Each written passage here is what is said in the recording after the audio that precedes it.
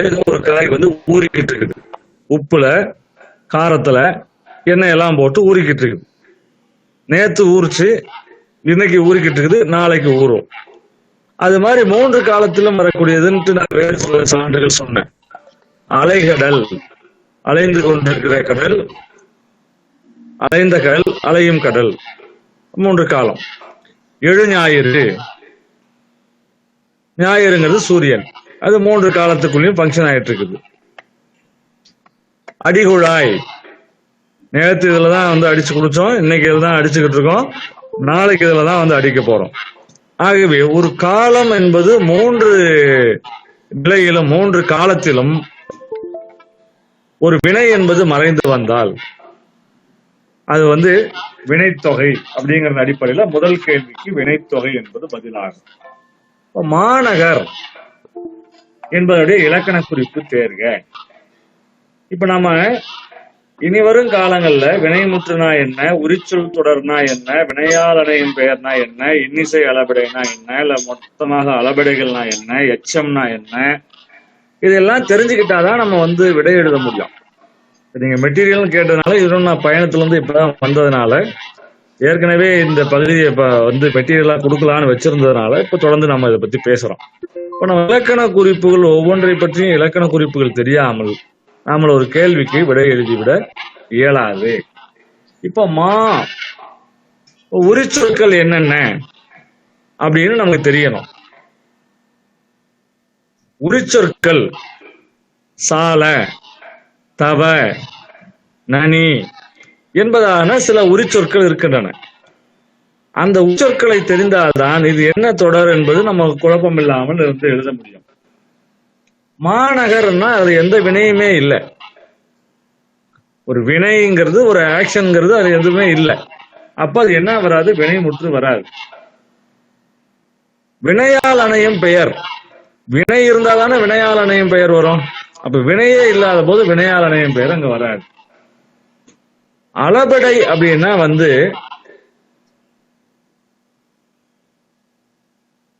நீங்க திருக்குறள்ல நிறைய அளபெடைகள் வரும், பார்த்திருப்பீங்க. துப்பார்க்கு துப்பாய அப்படின்னு ஒரு குரட்பாவுல தூமழை என்று வரும். இது மாதிரி வரக்கூடிய ஒரு நெறியெழுத்தை அடுத்து ஒரு குறில் வரும். அது மாதிரி வந்தாதான் அளபெடை பெரும்பாலும். அப்ப இது அளபெடையும் இல்லை, இசை அளபெடை இல்லை, வினை இல்லை, அதனால வினைமுற்று இல்லை. வினையே இல்லாத போது வினைகளை பெயர் வராது. அப்ப உரிச்சொல் தொடர். இந்த மா என்ற சொல் வந்து உரிச்சொல் தொடர். அது உரிச்சொல். அது உரிச்சொல்லை அடுத்து அதுக்கு வரக்கூடிய ஒரு வேறு ஒரு பெயர் சொல்லுதான் நகரம்ன்றது. ஆகவே இது உரிச்சொல் தொடர் என்று நாம முடிவு. பிறகு நசை வந்து என்பதனுடைய இலக்கண குறிப்பு தேர்க. தட்டச்சில இலக்கண குறிப்பு வந்து அதுவே இதா தப்பா இருக்கு. இல்கண குறிப்பு அப்படின்னு இருக்கு.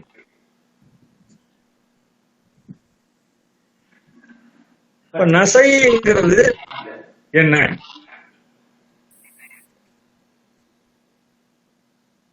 விருப்பம். நசை வந்தேன் என்பதனுடைய சொல்லுக்குள்ளேயே ஒரு இசை இருக்கு. ஒரு ஒரு இசையோடு தொடர்புடைய இசை, அசை, நசை என்று வருகின்ற போது அதுல அந்த சொல்லுக்குள்ள ஒரு இசை அமைப்பு இருக்கிறதுனால அது சொல்லிசை அளபெடையாக அதை வந்து நம்ம பார்க்கணும்.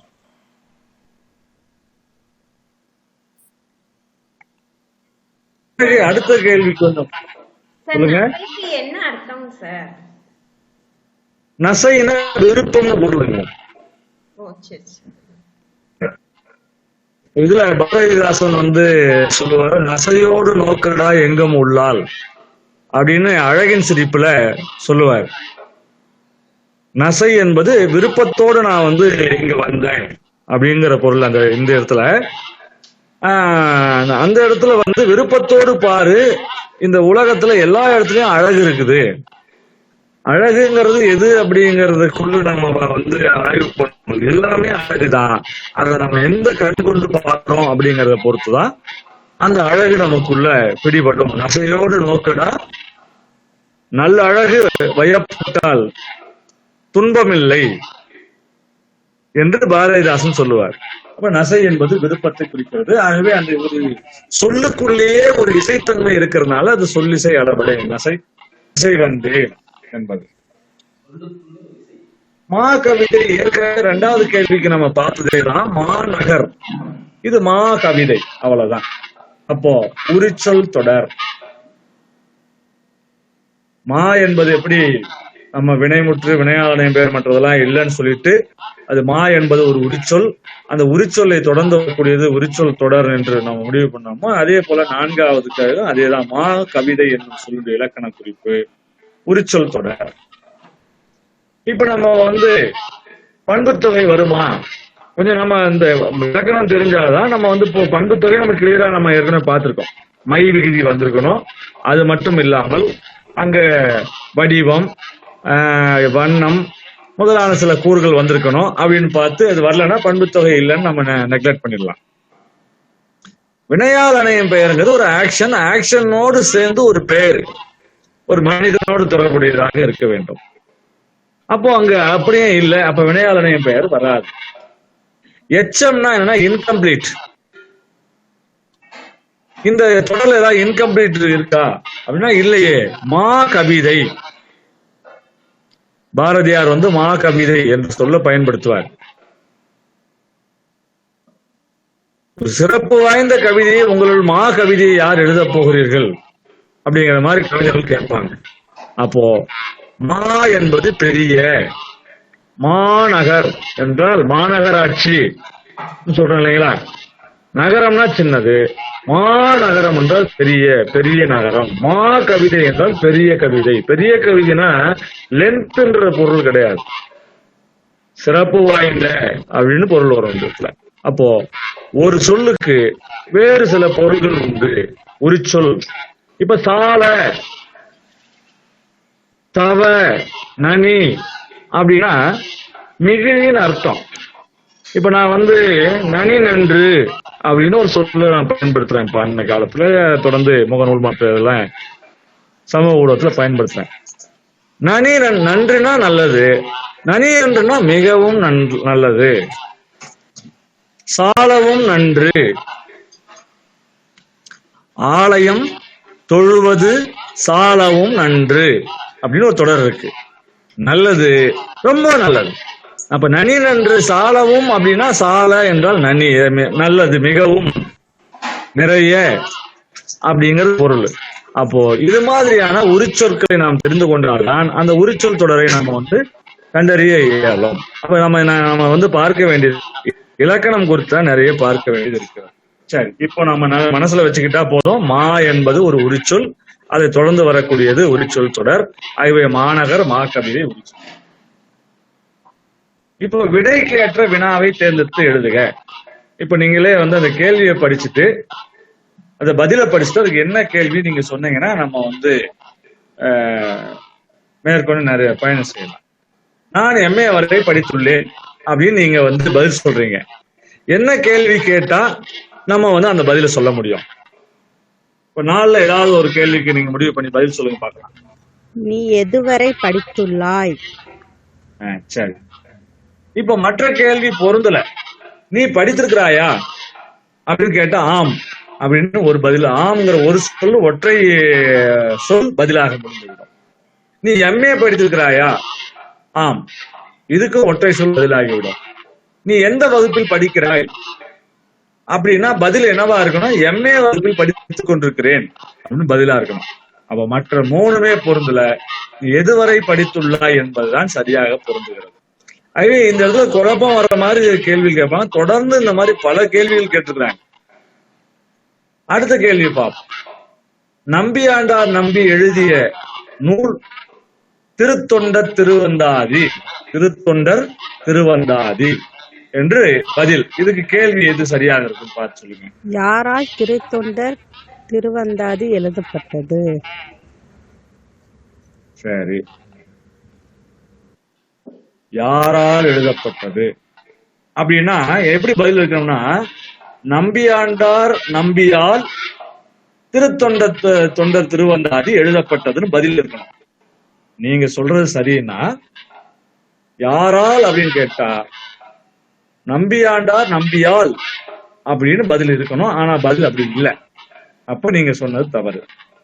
வேற முயற்சி பண்ணுங்க. திருத்தொண்டர் திருவந்தாதி என்ற நூலை எழுதியவர் யார்? நம்பி ஆண்டார் நம்பி. அப்ப அவ்வளவுதான் பதில் ஆயிடுச்சு. பதில் வெறுமனே பேர் மட்டும் கொடுத்தா போதும் இல்லையா? என்ன சொல்றீங்களா? திருத்தொண்டர் திருவந்தாதி நூலை எழுதியவர் யாருன்னா நம்பி ஆண்டார் நம்பி அப்படின்னு பதில் கொடுத்தா அது மட்டுமே போதும். ஏன்னா அப்ப அதுவும் பொருந்ததுன்னு நினைக்கிறேன். அடுத்தது முயற்சி பண்ணுங்க. இன்னும் 2 இருக்கு.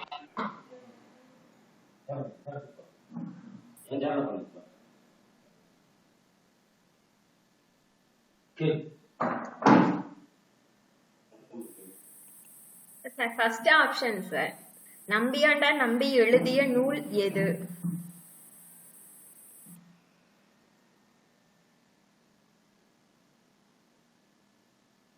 இது சரியா இருக்குமோ அது சரியா இருக்குமோ நமக்கு ஒரு குழப்பம் ஏற்படுகிறது.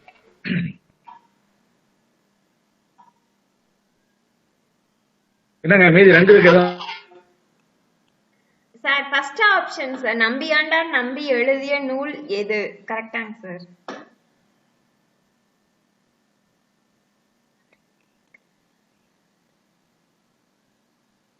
கேள்வி அப்படியே நம்ம பதிலா போடுறோம். நம்பி ஆண்டார் நம்பி எழுதிய நூல் அப்படியே அந்த கேள்வியிலிருந்து அப்படியே வந்துருச்சு பாருங்க. நம்பி ஆண்டார் நம்பி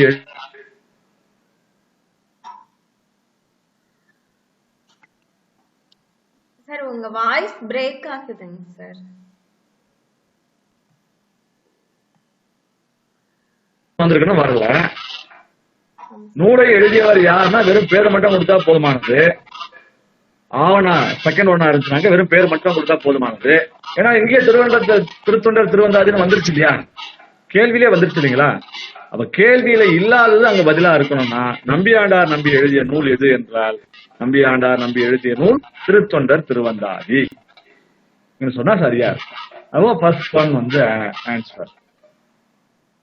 அடுத்தது பாரதிதாசன் இயற்பெயர் கனக சுப்புரத்தினம்.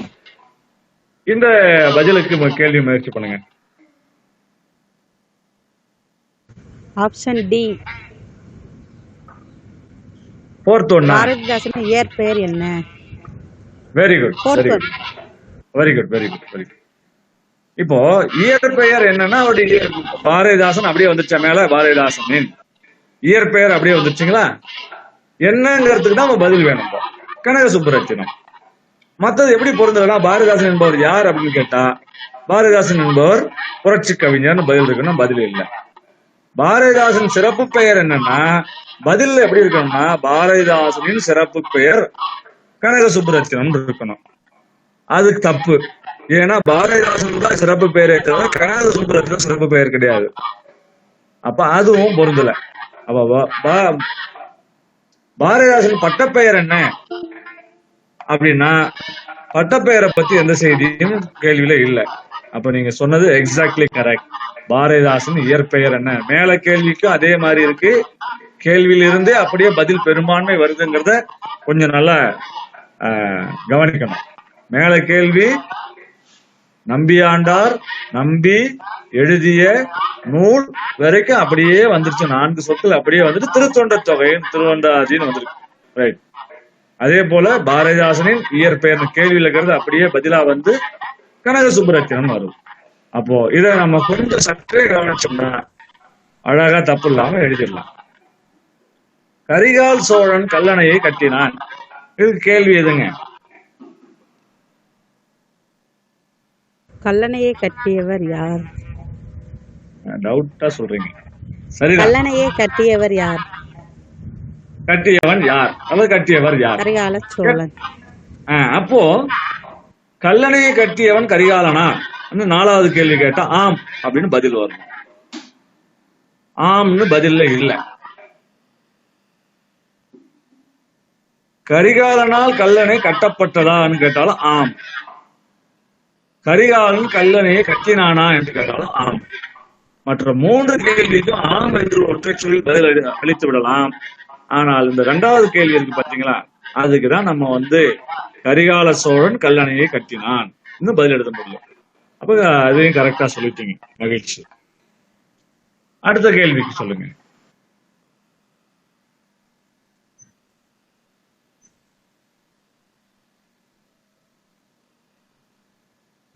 திருக்குறள் எவ்வாறு போற்றப்படுகிறது? சரியா சொல்லிட்டீங்க. அப்ப மற்றதெல்லாம் பொருத்தம் இல்லாத. எப்படி போற்றப்பட வேண்டும் அப்படிங்கறதும் பொருத்தம் இல்ல. உலக பொதுமறை என்று போற்றப்படுகிறதான்னு கேட்டா ஆம் தான் பதில் எழுத முடியும். திருக்குறள் ஏன் போற்றப்படுகிறதுங்கிறதுக்கு எலாபரேட்டா பதில் எழுதணும். சோ 3ம் பொருந்தாத போது திருக்குறள் எவ்வாறு போற்றப்படுகிறது என்றால், திருக்குறள் உலக பொதுமறை என போற்றப்படுகிறது. Exactly correct. ரைட். அடுத்து போயிடுவோம்.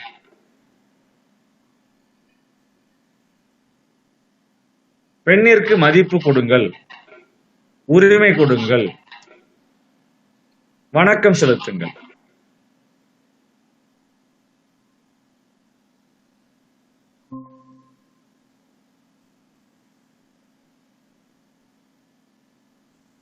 இது பெண்ணிற்கு மதிப்பு கொடுங்கள் ஒரு சென்டென்ஸ், உரிமை கொடுங்கள் another ஒரு சென்டென்ஸ், வணக்கம் செலுத்துங்கள் நெக்ஸ்ட் ஒன். இந்த 3 தொடர்ந்து வருது பாருங்க. இது செப்பரேட்டா சொன்னா கூட சரியே. தனித்தனியாக புள்ளி மதிப்பு கொடுங்கள் புள்ளி, உரிமை கொடுங்கள் புள்ளி, வணக்கம் செலுத்துங்கள் புள்ளின்னு வச்சிடலாம். இது 3ம் ஒரு பொருள் சார்ந்த ஒரு தொடர் வாக்கியம். இது ஒரு பொருள். ரெஸ்பெக்ட் டு தி விமன், மதிப்பு கொடுங்கள், அதுக்கப்புறம் ரைட்ஸ் டு விமன், உரிமை கொடுங்கள், அதுக்கப்புறம் வணக்கம் செலுத்துங்கள். சரியா? அப்ப 3ம் ஒரு பொருள் சார்ந்த ஒரு ஒற்றை தொடராக இருப்பதனால் இது தொடர் வாக்கியம். உணர்ச்சி வாக்கியம் போது அதுக்குள்ள ஒரு உணர்ச்சி வரும். தனி வாக்கியம் போது சிங்கிள் வாக்கியம், ஒரு ஒற்றை தொடரை தனி வாக்கியம் எனலாம். கலவை வாக்கியம் இந்த பின்னாடி அடுத்து வருது, நம்ம பார்ப்போம். அப்ப இது ஒரு தொடர் வாக்கியம். ஒரு தொடரிலே ஒரு கருத்து தொடர்ந்து வருகிறது. பெண்ணோடு தொடர்புடைய பெண்ணை மதிக்க வேண்டும், பெண்ணுக்கு உரிமை வழங்க வேண்டும், பெண்ணிற்கு வணக்கம் செலுத்த வேண்டும் என்கின்ற ஒற்றை பொருள் சார்ந்த ஒரு தொடராக இருப்பது தொடர் வாக்கியம்.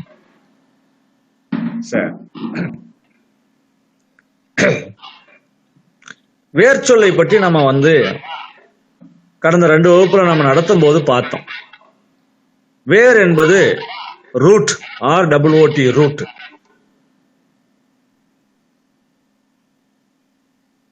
ஒரு சொல்லை வைத்து இப்போ ஓடினான் அப்படின்னு ஒரு செயல் இருக்கு. அதுக்கு ரூட் ஓடு. ஓடு கூட்டல் இன் கூட்டல் ஆன் ஓடினான், இன் கூட்டல் ஆல் ஓடினாள், ஓடியவர், ஓடியது, ஓடியவன், ஓடியவர், ஓடிய குதிரை இப்படின்னு ஓடுங்கிற ஒரு சொல்லை வைத்துக் கொண்டு பல சொற்களை உருவாக்கலாம். அப்ப பல சொற்களுக்கு ரூட் ஓடு. இப்ப வாங்க, தோன்றிய என்னும் சொல்லின் வேர் சொல் எது?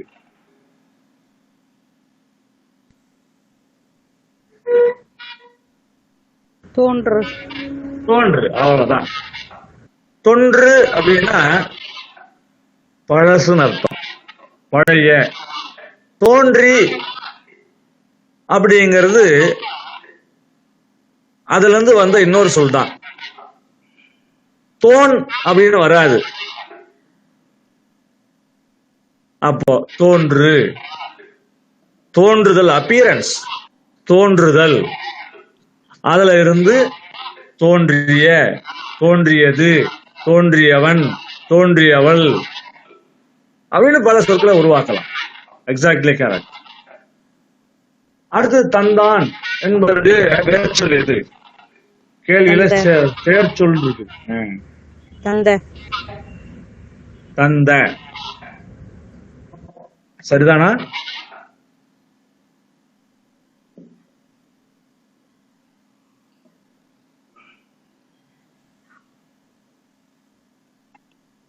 சார் தா. தான் சரி. இந்த தா என்பதிலிருந்து எத்தனை சொற்களை உருவாக்கலாம்னு பாருங்க. தந்த, தந்து, தந்தான், தந்தால்.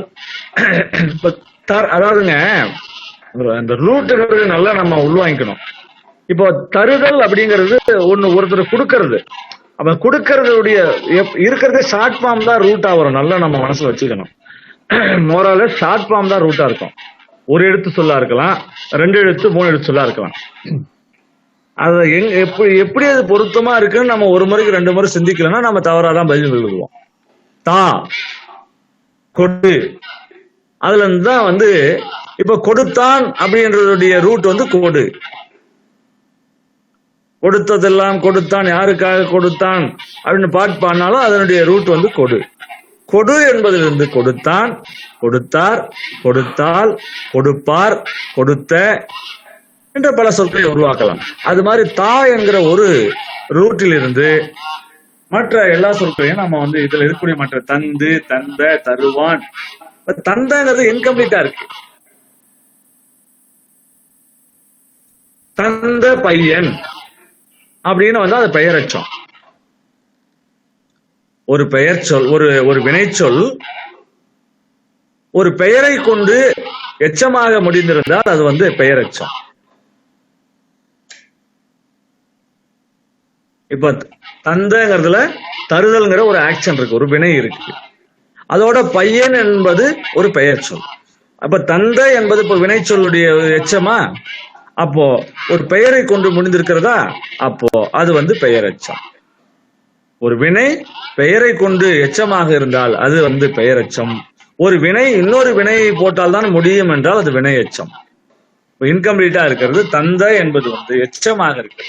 அப்போ தா என்பதுதான் சரியான வேர்ச்சொல். நம்ம தொடர்ந்து பயிற்சி எடுத்தா வந்துடும். இப்ப நில் என்ற வேர்ச்சொல்லை எச்சமாக்குக.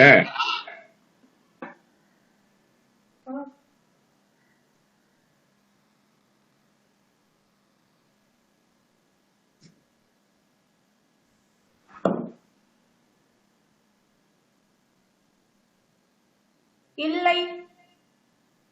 என்னங்க?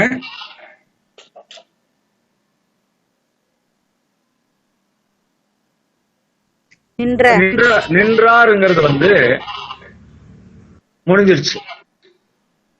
ஒரு ஆக்ஷன் கம்ப்ளீட் ஆயிடுச்சு. நின்றார். நின்றனை, மலை மீது ஏறி நின்றனை, அதுவும் கம்ப்ளீட் ஆயிடுச்சு. நின்ற என்பதும் இந்த இடத்துல எச்சமா இருக்குது, நின்று என்பதும் எச்சமா இருக்குது. இப்ப கேள்விக்கு வரணும். என்ன எச்சம் கேக்குறாங்க? வினை எச்சம் கேக்குறாங்க. நம்ம இந்த மாதிரி இடத்துல கொஞ்சம் சரியா கவனிக்கணும். நின்ற என்பதும் எச்சம், நின்று என்பதும் எச்சம். இப்ப இதுல வினை எச்சத்தை எப்படி கண்டுபிடிக்கிறது? இப்பதான் நான் முன்ன சொன்ன விளக்கத்துல வரணும். என்ன சொன்னா, ஒரு வினைச்சொல் வினைச்சொல்லை கொண்டு முடிந்தால்தான் அது வினையச்சம்.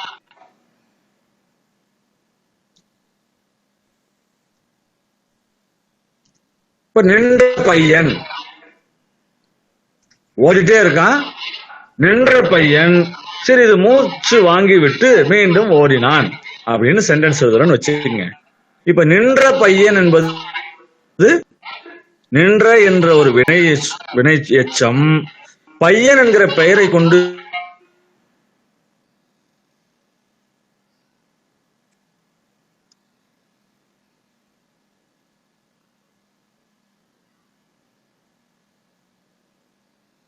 சார் வாய்ஸ் பிரேக் ஆகுது சார். அப்படிங்கிற அப்ப சொல்றது என்னது? ஒரு வினை இல்லைங்களா?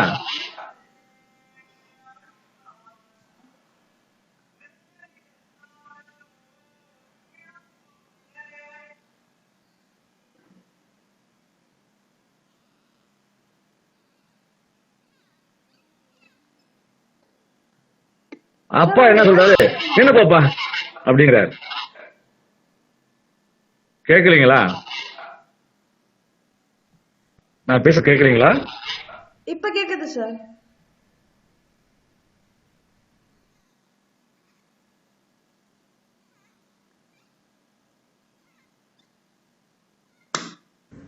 சார் ஏதாவது இடையூறு பண்றாங்க நாட்டுல. கேக்குறீங்களா? இப்ப கேக்குது சார்.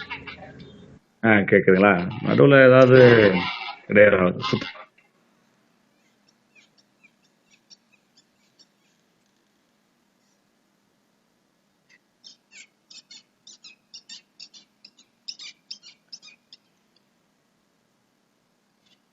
நின்று கவனி. இப்ப கவனித்தல்ங்கிறது ஒரு செயல், போ என்பது ஒரு செயல், நின்று நட, நின்று கட.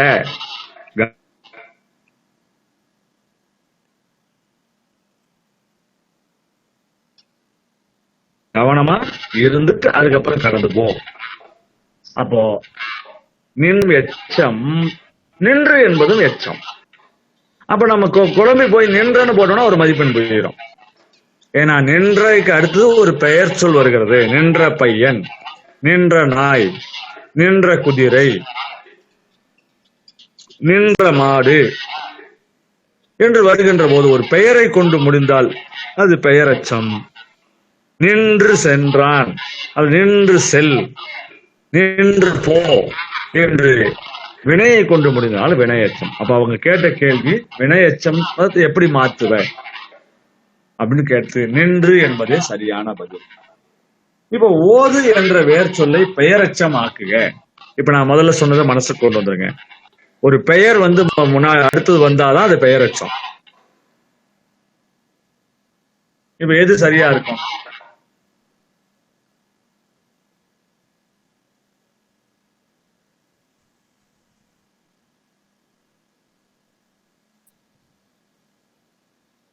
ஜஸ்ட் ட்ரை பண்ணுங்க.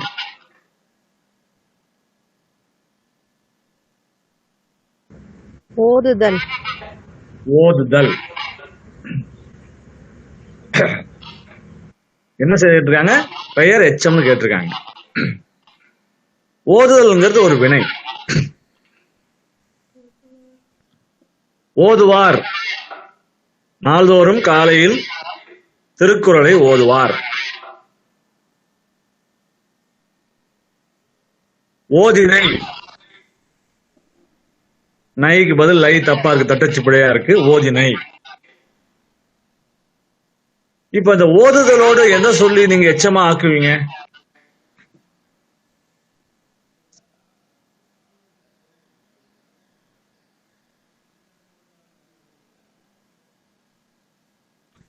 ஓதுதல் செய்தான், திருக்குறளை ஓதுதல் செய்தான்.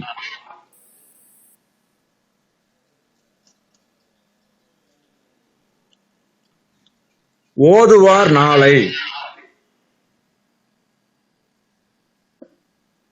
ஓதுவார் மாலை.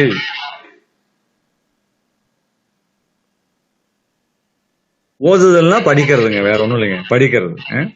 ஓதுதல். ஓதினை கம்ப்ளீட் ஆயிடுச்சு. அவங்க கேட்கறது பெயர் எச்சம் கேட்கிறாங்க. இப்ப ஓதிய பையன்,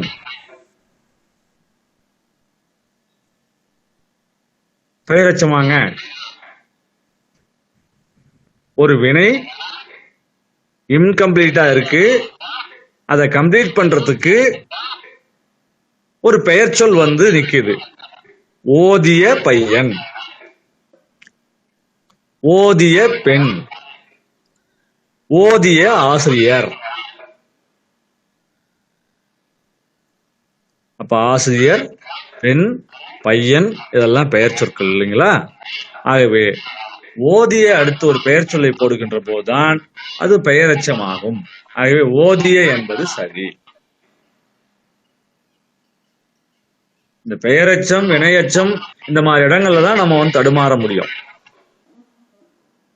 இததான் நம்ம அந்த இலக்கணத்தை நம்ம நடத்துகின்ற போது அது ரொம்ப நல்லா இலக்கணத்தை பொறுத்த வரைக்கும் மீண்டும் மீண்டும் மனசுக்குள்ள கொண்டு வந்து அசை போட்டு கொண்டே இருந்து சரியா பார்க்கிற சொல்லலாம் இதோட இப்படி வருமா போன்னு அது நம்ம அதனோடு நம்ம ஒன்றோடு ஒன்று கலந்து பார்க்கறதுலாம் இங்க வருமா அப்படின்னு நம்ம இது பண்ணணும்.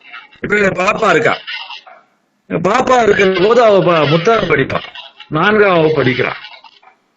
படிக்கின்ற போது திடீர்னு அந்த புத்தகத்துல பாப்பா அந்த இடத்துல ஒற்று வருமானு கேட்பேன். யோசிச்சு வரும் வராது ஏதாவது பதில் சொல்லுவாங்களா? வரும்னா எப்படி வரும்னு அடுத்த கேள்வி கேட்பேன். அதுக்கு அவ சொல்ற பதில் சரியா இல்லைன்னா இல்ல இந்த காரணத்தினால்தான் வரும் அப்படின்னு சொல்லுவேன். அப்போ நம்ம பயிற்சி கொடுக்கின்ற போது அந்த பயிற்சியை பார்க்கறதுலாம் ஸ்ட்ரக் நிறுத்தி இந்த இடத்துல வருமா வராதா, இது என்னது வினை எச்சமா பெயர் எச்சமா அப்படின்னு ஸ்ட்ரக் பண்ணி கேட்கின்ற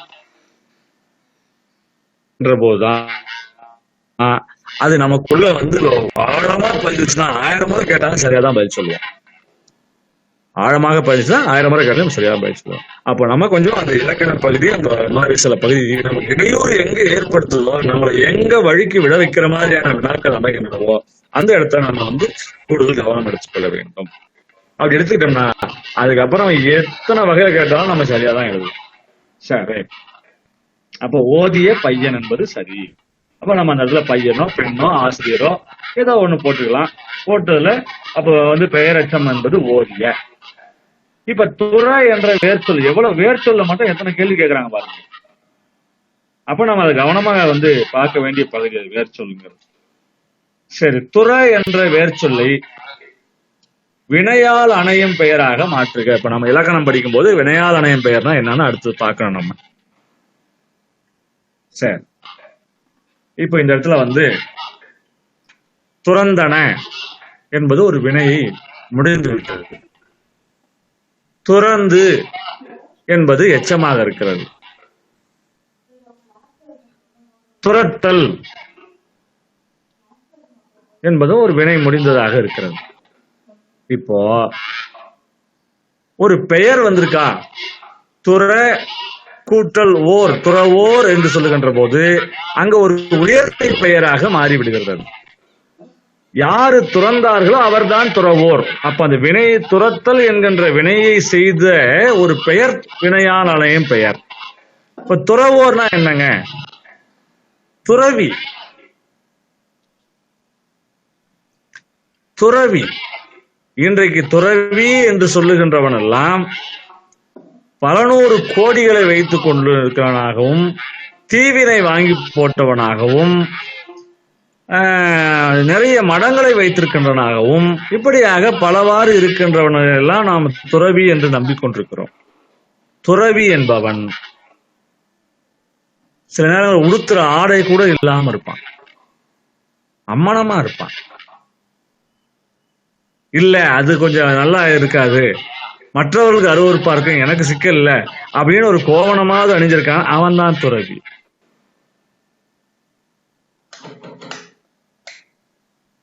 கையில திருவோடு வச்சிருப்பான். சில பேர் திருவோடு கூட ஒரு சொத்து, அந்த சொத்து எனக்கு வேண்டான்னு போட்டுட்டு வெறுங்கையில ஏந்தி சாப்பிடுவாங்க. 2 கையை ஒன்னா சேர்த்து அதுல கவலம் ஒரு கவலம் ஒன்று சோறு வந்து அதை சாப்பிட்டு அப்படியே தொடச்சிட்டு போயிடுவான். எனக்கு எதுவும் கிடையாது, உடுத்திருக்கிற கோவணத்தை தவிர வேற எதுவும் எனக்கு சொத்து கிடையாது. இருக்கிற இடத்துல யார் வீட்லயே போய் கையேந்தி சாப்பிடுவேன், இருக்கிற இடத்துல எங்கேயாவது படுத்துக்குவேன், அவ்வளவுதான் என்னுடைய வாழ்க்கை. இவன் தான் துறவி. இன்றைக்கு துறவி என்று சொல்லுகின்றவன் எல்லாம் எத்தனை 100 கோடிகளை வைத்திருக்கிறான் என்று பார்க்க வேண்டும். இவனெல்லாம் துறவியா என்பதை நாம் சிந்தித்து பார்க்க வேண்டும். இது இதனோட தொடர்புடைய ஒரு செய்தி. நிறைய இன்றைக்கு இளைஞர்கள்லாம் படையெடுத்து போய் கார்பரேட் சாமியார்கள் சொல்றாங்க. வெறும் முதலாளிகள் ஆக இருக்கக்கூடிய சாமியார்கள் தான் கார்பரேட் சாமியார். இப்படிப்பட்ட சாமியார்களை நம்ம சார்ந்து போறோம். சரி, இதோட தொடர்பு இல்லாதது இருந்தாலும் நம்ம பி ஹவர் என்ற அடிப்படையில நம்ம சொல்ல வேண்டியது ஒரு கடமை.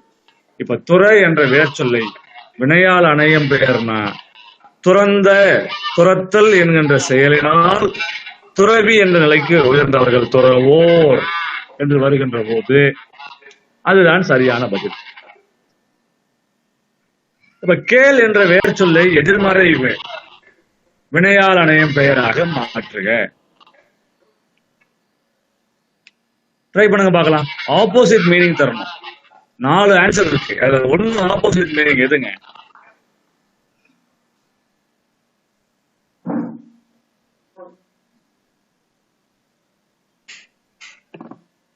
Option D. D, fourth one. Yes sir. Very good. கேளார் அப்படின்னா காது கொடுத்து கேட்க மாட்டாங்க. அதான் ஆப்போசிட் மீனிங். கேள் கூட்டல் ஆர், கேட்காதவர். அப்போ ஒரு வினை, அதனோடு வந்த ஒரு பெயர், வினையால் அணையும் பெயர். அப்ப துற கூட்டல் ஓர், துறவோர். அப்போ வினையால் அணையும் பெயர். அப்போ 2 தெரிஞ்சுக்கிறது. இப்போ 2 வினையால் அணையும் பெயர்ல வந்துச்சு பாருங்க. சரியா சொல்லிட்டீங்க, மகிழ்ச்சி. இப்ப கான் அப்படிங்கிற ஒரு வேர் சொல்ல வினை முற்றாக்க வேண்டும். ஒரு வினை என்பது ஒரு செயல், அதை முடிச்சு வைக்கணும். எது சரியா இருக்கும்?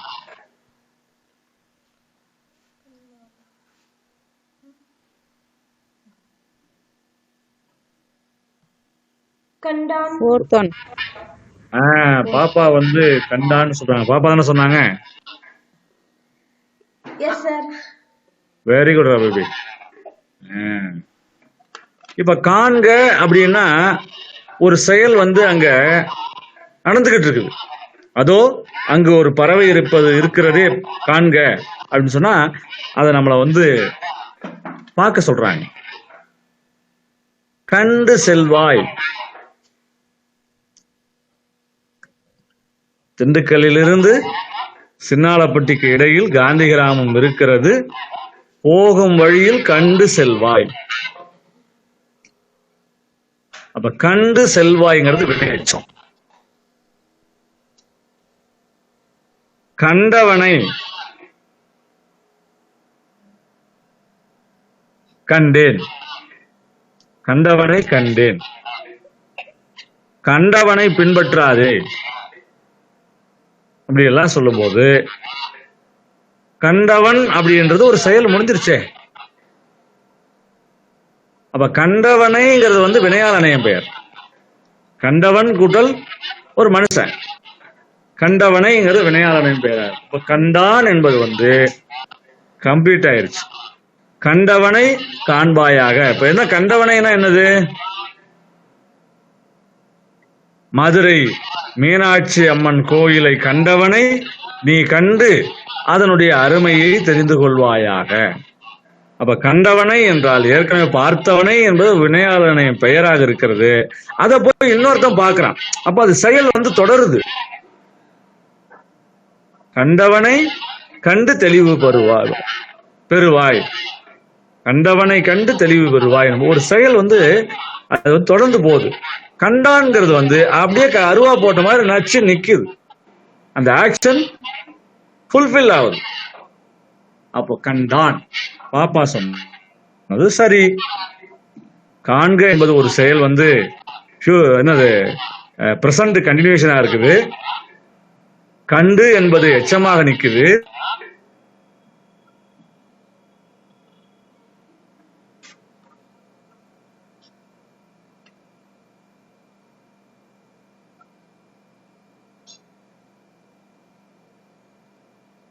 என்பது இப்ப எதை கண்டான்? மதுரையை தான்.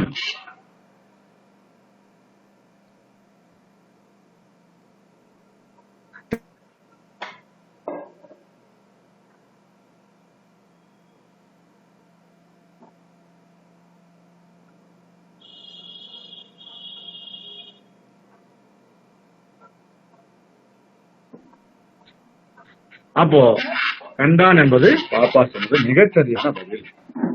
சொல்லுங்க. Any doubt? வாய்ஸ் பிரேக் ஆகுது சார்.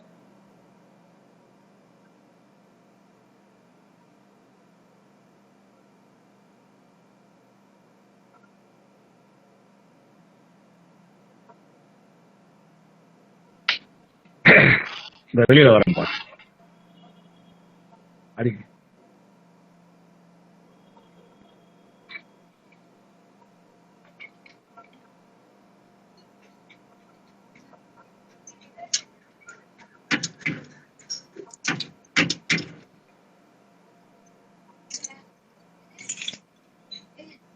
Thanks, sir. வகுப்பு இருக்குங்களா?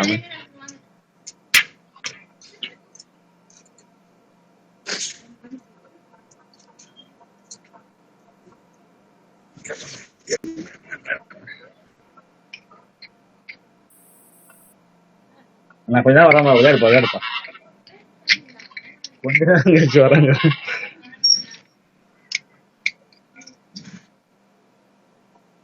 சரிங்க, அடுத்தது இப்ப கேட்கணும்னு நினைக்கிறேன். நான் மாடி மேல வந்திருக்கேன். கேக்குதுங்களா? எஸ் கேக்குது sir. Sir. Okay okay okay okay. அப்ப நம்ம வந்து நம்ம வந்து 17வது கேள்வி எடுத்தோம். கண்டான். இப்ப வேர் சொல்லை வினையால் அணையமாக மாத்துக.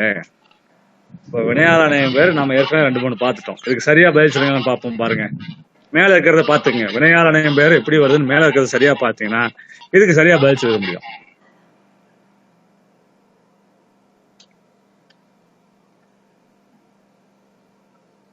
கற்றான். கற்றான்ங்கிறது வினை முடிஞ்சிச்சு இல்லைங்களா? அதோட ஒரு பெயர் வரணும் இல்லைங்களா? கற்றவனை. கற்றவனை மேல நம்ம வந்து துறவோர் அப்படின்னும் போது ஒரு இது வந்தது. பிறகு வந்து வேற ஏதாவது பார்த்தோமா? கற்றவனை, கற்றுக்கொண்டவன் சார் கொஸ்டின் அப்படிங்கிறது மாறி வந்து இருக்கா சார்? என்னங்க? கொஸ்டின் மாறி இருக்கா சார்? இல்லைங்களே. கல்லுன்னு தானே இருக்கு. வில்லுக்கு வில்லன்னு முன்னாடி படிச்சோம்ல சார், அதை படிச்சுட்டு பாப்பா கல், நில், கல், கேல் அந்த மாதிரி தான் படிச்சோம். ஆ ஆ ஒரே மாதிரி, அதாவது மாறலன்னு நினைக்கிறேன். நான் ஒன்னும் சிக்கல் இல்லாம மாறல போயிடுச்சு. சார். ஓகே, அந்த நில், கல், ஆமா, கேல் அந்த இல் மாதிரி வரல.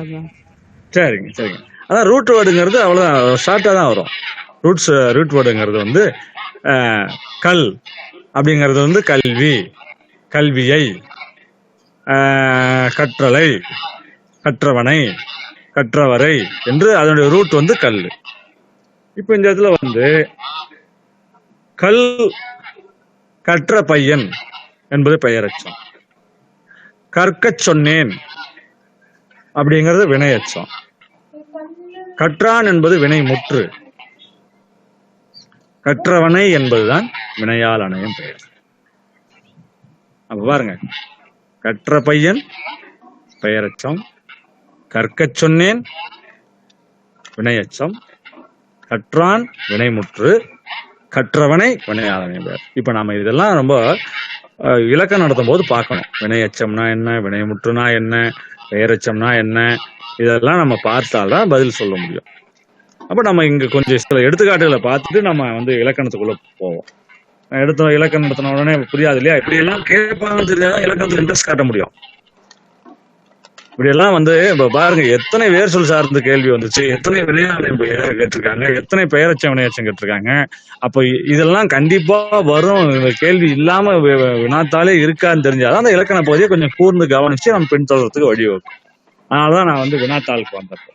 சரி, இப்போ 19வது கேள்வி வந்து தா என்கின்ற வேர்ச்சொல்லை வினையால் அணையும் பெயராக மாற்றுக.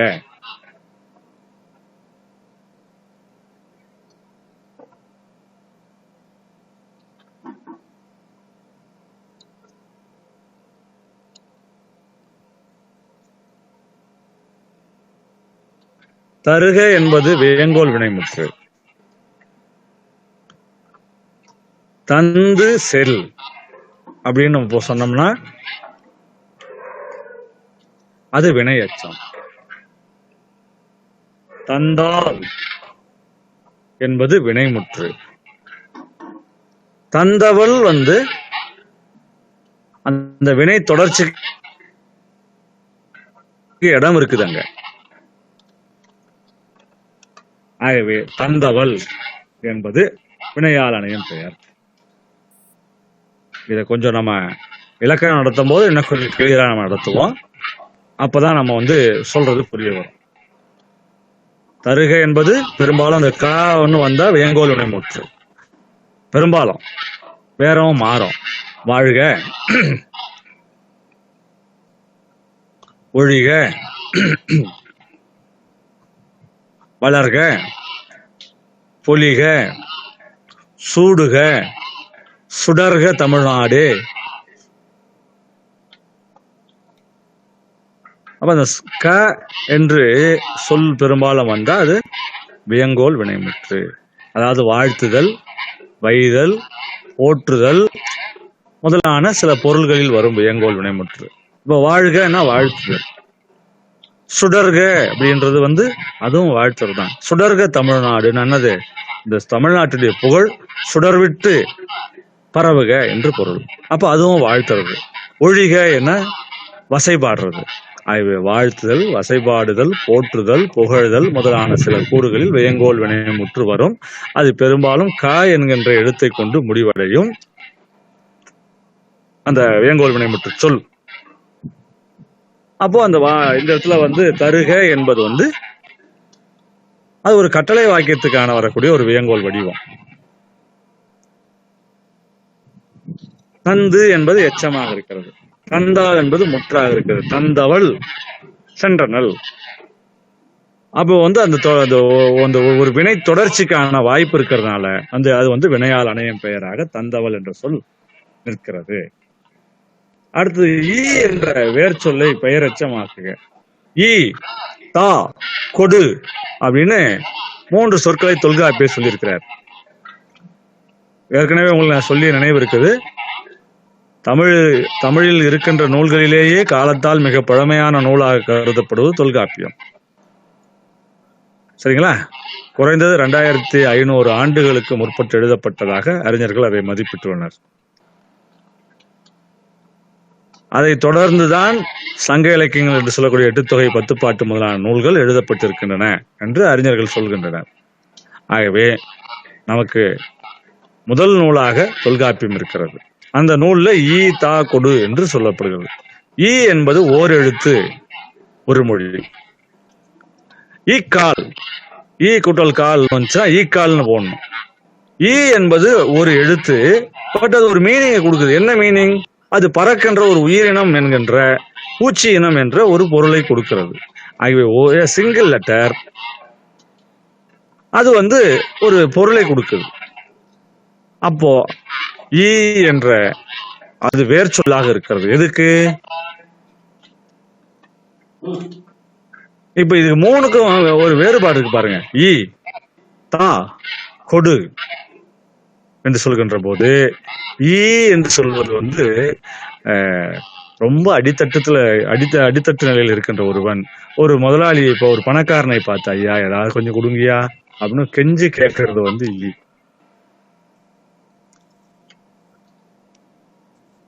தா என்று கொடுப்பது ஒரு அதிகார நிலையில் இருக்கிறவங்க அதிகாரத்தோடு கேட்பது. கொடு என்பது அது கொஞ்சம் கொடுப்பா. அவர் அம்மா குழந்தைகள் சொல்லுவாங்க, எப்பா தம்பி கொஞ்சம் கொடுப்பா, பாப்பா கொஞ்சம் கொடுப்பா அப்படின்னு சொல்லுது. இது 3ம் கொடுக்கறது தான். ஈனாலும் அவன் கொடுக்கறது தான், தானாலும் கொடுக்கறது தான், கொடுனாலையும் கொடுக்கறது தான். ஆனா வேரியேஷன் இருக்குன்றத தொல்காப்பியர் சுட்டி இருக்கிறார். இப்ப இந்த ஈன்றது என்ன, அது என்ன சொல்லியிருக்கிறாங்க? பெயர் எச்சமாக மாத்துக என்று சொல்றாங்க. எது பெயர் எச்சங்க? ஈந்த பையன், ஈந்த தலைவன். அப்ப ஈந்த என்கிற ஈ என்கிற வினையோடு சேர்ந்த ஈந்த என்ற சொல்லோடு ஒரு பெயரை சேர்த்தால் அது பெயரச்சம். ஈந்த தலைவன், ஈந்த தம்பி, ஈந்த பாப்பா, ஈந்த ஆசிரியர் அப்படின்னு வரும்.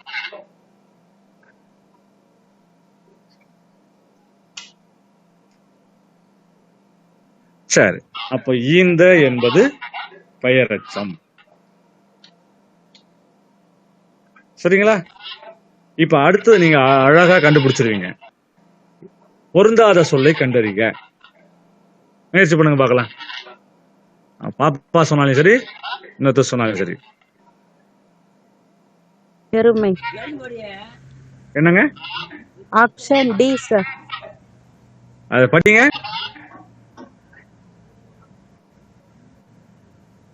சார் பொறுமை. ஆப்ஷன் சி வருமா? இல்லடா பாப்பா, ஃபோர்த் ஒன் இஸ் கரெக்ட். எப்படின்னு கேளுங்க. செம்மைங்கிறது ஒரு கலரை குறிக்குது, சிவப்பு.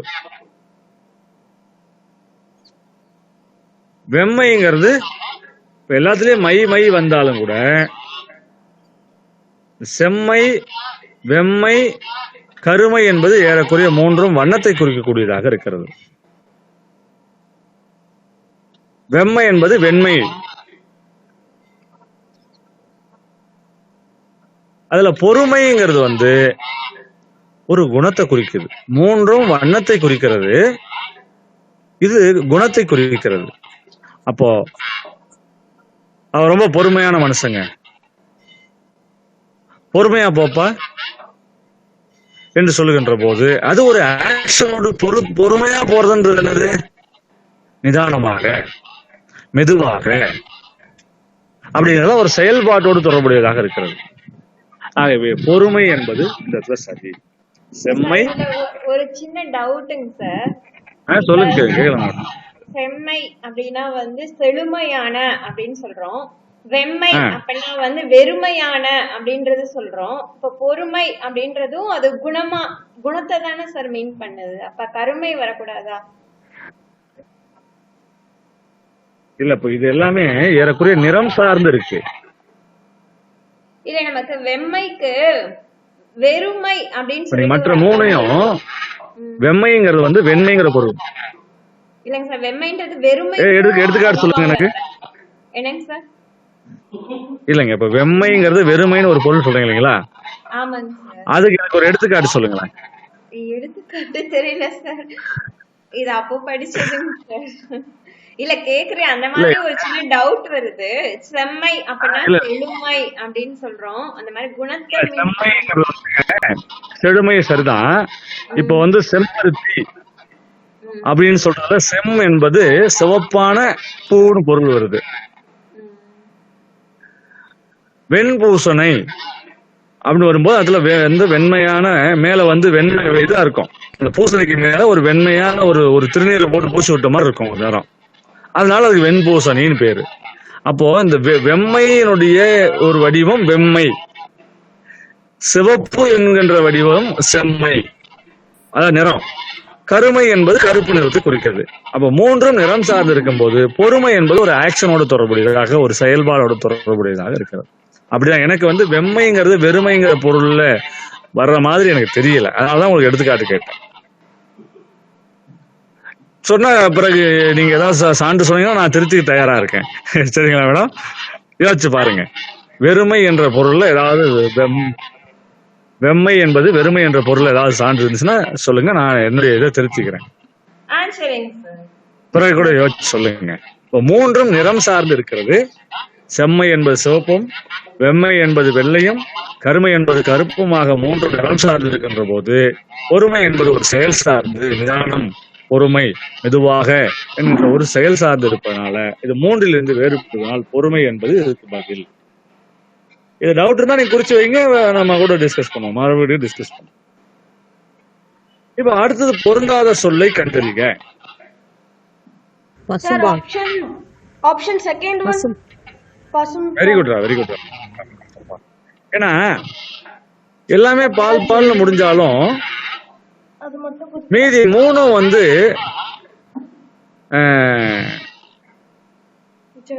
செக்ஸ குறிக்கிறது.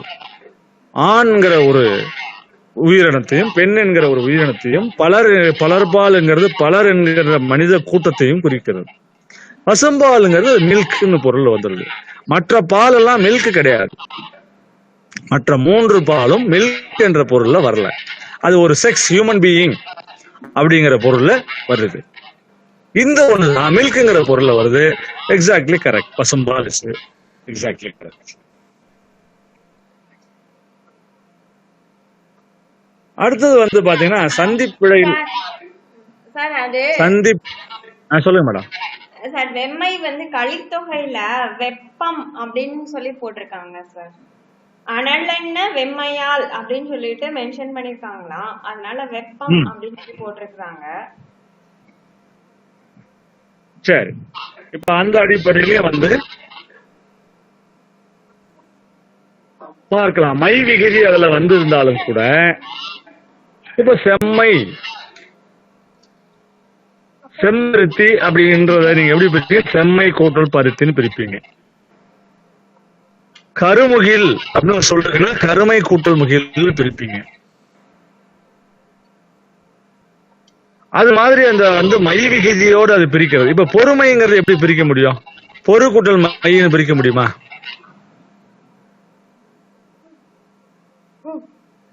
வெம்மைங்கிறது ஹீட்டையும் குறிக்குது, இல்லைன்னு சொல்லல. ஹீட் வெப்பம் அப்படிங்க நீங்க ரொம்ப எக்ஸாக்டா நெட்ல போய் தேடி இருக்கீங்க போல, சரியா சொல்றீங்க. கலித்தொகையில எடுத்துக்காட்டு சொல்றீங்க. இப்ப இது மூணும் வேறு பொருள்ல வர்றதுனால இது ஒன்றுதான் வந்து தனித்து ஒரு ஆக்ஷனை குறிக்கிறது. நீங்க அதுல ஒரு பண்பு, இப்ப நீங்க நம்ம பண்பு தொகையில பார்க்கும்போது இதுவும் பொறுமையாக போறதுங்கிறது ஒரு பண்பு தான், ஆனால் அது ஒரு செயல்பாடு. இதுல வந்து நிறம், குணம், வடிவம் முதலெல்லாம் வந்து வேறு வகையில வந்து குறிக்கிறது பண்பு தொகை. இந்த வெம்மைங்கிறது நீங்க சொல்ற மாதிரி ஹீட்டையும் வந்து பொருளாக தருகிறது, வெண்மை என்பதையும் ஒரு பொருளாக தருகிறது. அதை பேஸ் பண்ணி பார்த்தோம்னா மூன்றும் கலர் பேஸ்டு இருக்கிறது. மூணும் இது ஒண்ணு மட்டும் வந்து ஆக்ஷன் பேஸ்டா இருக்குது. சோ அந்த அடிப்படையில் தான் இதை டிஃபர் ஆகும் நான் நினைக்கிறேன். சாட்டிஸ்ஃபைங்களா இல்ல வந்து இன்னும் கிளாரிபிகேஷன் தேவைங்களா மேடம்? இல்லைங்க சார், சரிங்க சார். இல்ல நம்ம கூட வெம்மைங்கிறது வேற என்னென்ன பொருள்ல நம்ம வந்து இது பண்ணு பார்ப்போம். ரொம்ப வெம்மையாக இருக்கிறது என்பதா வெப்பமாக இருக்கிறதுன்னு பொருள் ஹீட்டு. வெம்மை என்பது வெண்மையும் ஒரு பொருளை தருகிறது. அதனாலதான் நான் வந்து அது வந்து மூணும் கலர் பேஸ்டுன்னு நான் கன்சிடர் பண்ணி இது வந்து ஆக்ஷன் பேஸ்டுங்கிறதுனால பொறுமையே வந்து நான் பதிலா சொன்னேன். நான் பாக்குறேன், நான் மட்டும் கிளாரிஃபை பண்றேன். ஓகேங்க சார், அடுத்து போகலாம். ஓகே, தென் வந்து சந்திப்பிழை அப்படின்னு ஒன்று இருக்கு. சந்திப்பிழை தான் நம்ம ஏற்கனவே கடந்த 2 வகுப்புல பார்த்து சந்திப்பிழை தான். சந்திக்கும் போது ஏற்படக்கூடிய இது 2 சொற்கள், நிலைமொழிங்கிற நிமோ, வருமொழிங்கிற வமோ, இன் பிட்வீன்ல வரக்கூடிய எழுத்து தான் நம்ம சந்திப்பிழை. அது தப்பா போட்டோம்னா பிழை ஆயிரும். அப்போ இப்போ தொடர் பார்த்து நமக்கு வந்து எது சரியா இருக்கும் அப்படின்னு 2ஆம் வேற்றுமை தொகையில் ஒற்றுமிகும். 2ஆம் வேற்றுமைங்கிறது ஐங்க. ஐ என்கிற ஒரு சொல்லு, அந்த சொல்லோட ஒரு ஐ சேர்ந்திருக்கணும். இப்ப கடலைன்னு சொன்னீங்கன்னா கடலைங்கிறதே ஒரு சொல்லு, அதோட ஐ சேரல. தம்பியை அப்படின்னு சொன்னா தம்பி கூட்டல் ஐன்னு ஒரு சொல்லு சேர்ந்திருக்கு. அப்போ ஒரு சொல்லோட ஐ சேர்ந்திருக்கணும். சொல்லுக்குள்ளேயே ஐ இருக்கிறது வேற. வெம்மைங்கிறது வந்து சொல்லுக்குள்ளேயே ஐ இருக்குது. வெம்மையை அப்படின்னு போட்டாதான் அது ஒரு சொல்லோட பிளஸ் ஐ. இப்ப நீங்க பாருங்க, இப்போ நான் உங்களுக்கு குறிப்பு கொடுத்துட்டேன். இந்த குறிப்பு அடிப்படையில் வச்சு எது சரியா இருக்குன்னு சொல்லுங்க பார்க்கலாம்.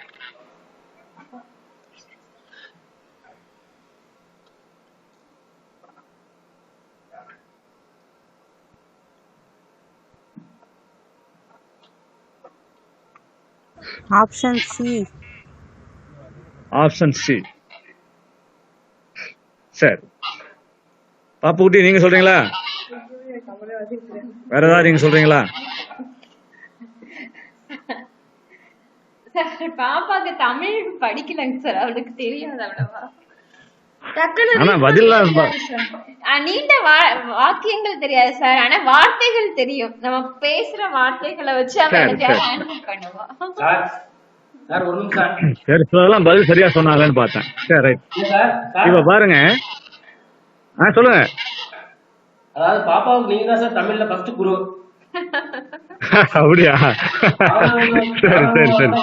ஆனா கூட யாரையும் படிச்சது யாரும் சொல்லி கொடுத்தது இல்ல. சரி சரி சரி சரி அப்படிங்களா? அவன் பாப்பாவும் வகுப்புல உட்காந்தாங்கன்னா அழகா கத்துக்குவாங்க. நீங்க நல்லா நடத்துறதுனால நானே எங்க பாப்பாவை கம்பல்சரியா உட்காருன்னு சொல்லியிருக்கேன். அதுவும் இன்ட்ரெஸ்டா உட்காந்து. மகிழ்ச்சி சார் மகிழ்ச்சி மகிழ்ச்சி. சார் பாப்பா எங்களை பீட் பண்ணிரும் போல. சரி சரி சரி பாப்பாவுக்கு ஃபர்ஸ்ட் குருவே சார் தான். சரி சரி சரி சரி மகிழ்ச்சி மகிழ்ச்சி மகிழ்ச்சிங்க. பெரிய சரிங்க. வாக்கியங்கள்லாம் தெரியாது சார், சின்ன சின்ன வார்த்தைகள் மட்டும் ஈஸியா கத்துப்பா. இல்ல தொடர்ந்து அவங்க இருந்தாங்கன்னா இதுல ஈஸியா பிக்கப் பண்ணிடலாம். ஆமாங்க. மேம் எங்களை பாப்பா பீட் பண்ணிரும் மேம். இல்ல ஏன்னு கேளுங்க, வயசுக்கு சின்ன வயசா இருக்கும்போது ஈஸியா இந்த லேர்ன் பண்ணும். வயசு அப்படிப்பா. ஈஸி லேர்ன் வந்து சின்ன பிள்ளைகளுக்கு நிறைய வந்து இதா இருக்கும், எபிலிட்டியா இருக்கும். கொஞ்சம் பேர் இப்ப நானும் வேற ஒண்ணு புதுசா போய் கத்துக்கணும்னா கொஞ்சம் கஷ்டமா இருக்கு. இப்ப நான் ஹிந்தி எல்லாம் படிக்க போனேன், ஒரு நாள் பணமெல்லாம் கட்டிட்டேன், தேர்வு எழுதாம ஓடி வந்துட்டேன். அதனால கொஞ்சம் பெரியவங்களை ஆக ஆக லேர்ன் பண்றதுல கொஞ்சம் சிரமமா இருக்கும். சின்ன பிள்ளைங்க ஈஸியா லேர்ன் பண்ணிடலாம். ஓகே, இப்போ நீங்க சி சொன்னீங்க. சி வந்து ஆன்சர் வந்து ராங். எப்படின்னு கேட்டீங்கன்னா, அணு கூட்டல் ஐ. அணுங்கிறது ஒரு சொல்லு, அதோட ஐங்கிற இன்னொரு வேற்றுமை உருவு சேர்ந்துருக்கு. அப்போ அதுக்கடுத்து ஒற்று வரணும் இல்லைங்களா? அப்போ அணுவை இத்து வரணும். அணுவை துளைத்து 7 கடலை புகட்டி. கடல் கூட்டல் ஐ கடலை. இப்ப நான் கடலைன்னு சொன்னது வந்து அது கிரவுண்ட் நட்டு. கடலை என்ற சொல் கிரவுண்ட் நட்டு. இந்த இடத்துல வந்து தீன பொருள்ல வருது. கடல் கூட்டல் ஐ கடலை. இது வந்து திருக்குறளை எவாலுவேஷன் பண்ணி சொன்ன ஒரு சென்டென்ஸ். இது ஒரு பாட்டுல ஒரு அடியை மட்டும் எடுத்து கொடுத்துக்கிறாங்க. திருக்குறள் எப்படி இருக்கு அப்படின்னு ஒரு புலவர் எவாலுவேஷன் பண்றார். எப்படி இருக்குன்னா, அணுவை துளைத்து, அணுவை வந்து உடைக்க முடியுமா? உடைக்க முடியும்னு ரொம்ப பின்னாடிதான் கண்டுபிடிச்சாங்க. அணுவை உடைக்கிறதுனால தான் அணு குண்டு வந்து வெளியாகுது. அதுல இருந்து மிகப்பெரிய அளப்பரிய நெருப்பு வெளியாகுது. அணுவை வந்து பிளக்கிறதுனாலதான் நமக்கு மின்சாரம் கிடைக்குது, அணு மின்சாரம் கிடைக்குது. அப்ப அணுவை பிளக்க முடியும் என்பது அறிவியல் மிக பிற்காலத்தில் கண்டறிந்த ஒன்று. திருக்குறளை பற்றி மதிப்பிட்டு ஒரு 50க்கும் மேற்பட்ட புலவர்கள் சேர்ந்து திருவள்ளுவ மாலைன்னு ஒரு புத்தகம் எழுதியிருக்கிறாங்க. திருவள்ளுவ மாலை. இது முழுக்க முழுக்க திருக்குறள்ங்கிற ஒரு நூலை மதிப்பீடு செய்து புலவர்கள் சொன்ன ஒரு புத்தகம். இது ஒவ்வொருத்தரும் ஒரு பாட்டு, ஒரு 50 பேர் சேர்ந்து ஒரு 50 பாட்டு எழுதிக்கிறாங்க.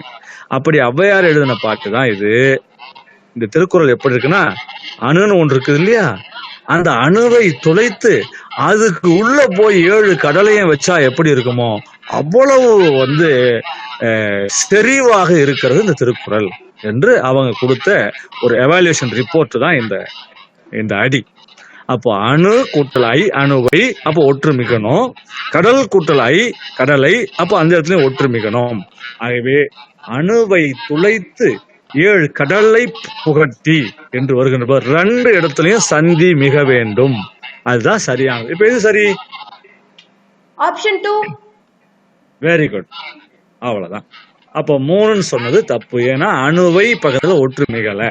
அப்போ second one is very correct. சரி, இப்ப பாருங்க, அடுத்ததுக்கு ஒரு விஷயம் தெரியணும், ஒரு செய்தி தெரியணும். ஒரு ஓர் எங்க வரணும்? இப்ப பாப்பாவை கேட்டா சொல்லுவாங்க இங்கிலீஷ்ல, பாப்பா ஏ எங்க வரணும், ஆன் எங்க வரணும் பாப்பா? வவல் சவுண்டுக்கு முன்னாடி வந்து ஆன் வரணும், கான்சனன்ட் சவுண்ட் இருக்கிற இடத்துல ஏ வரணும். Very good. இப்ப வவ்வல்ங்கிறது என்னப்பா? தமிழ்ல அதுக்கு வவ்வலுக்கு என்னது? உயிரெழுத்து.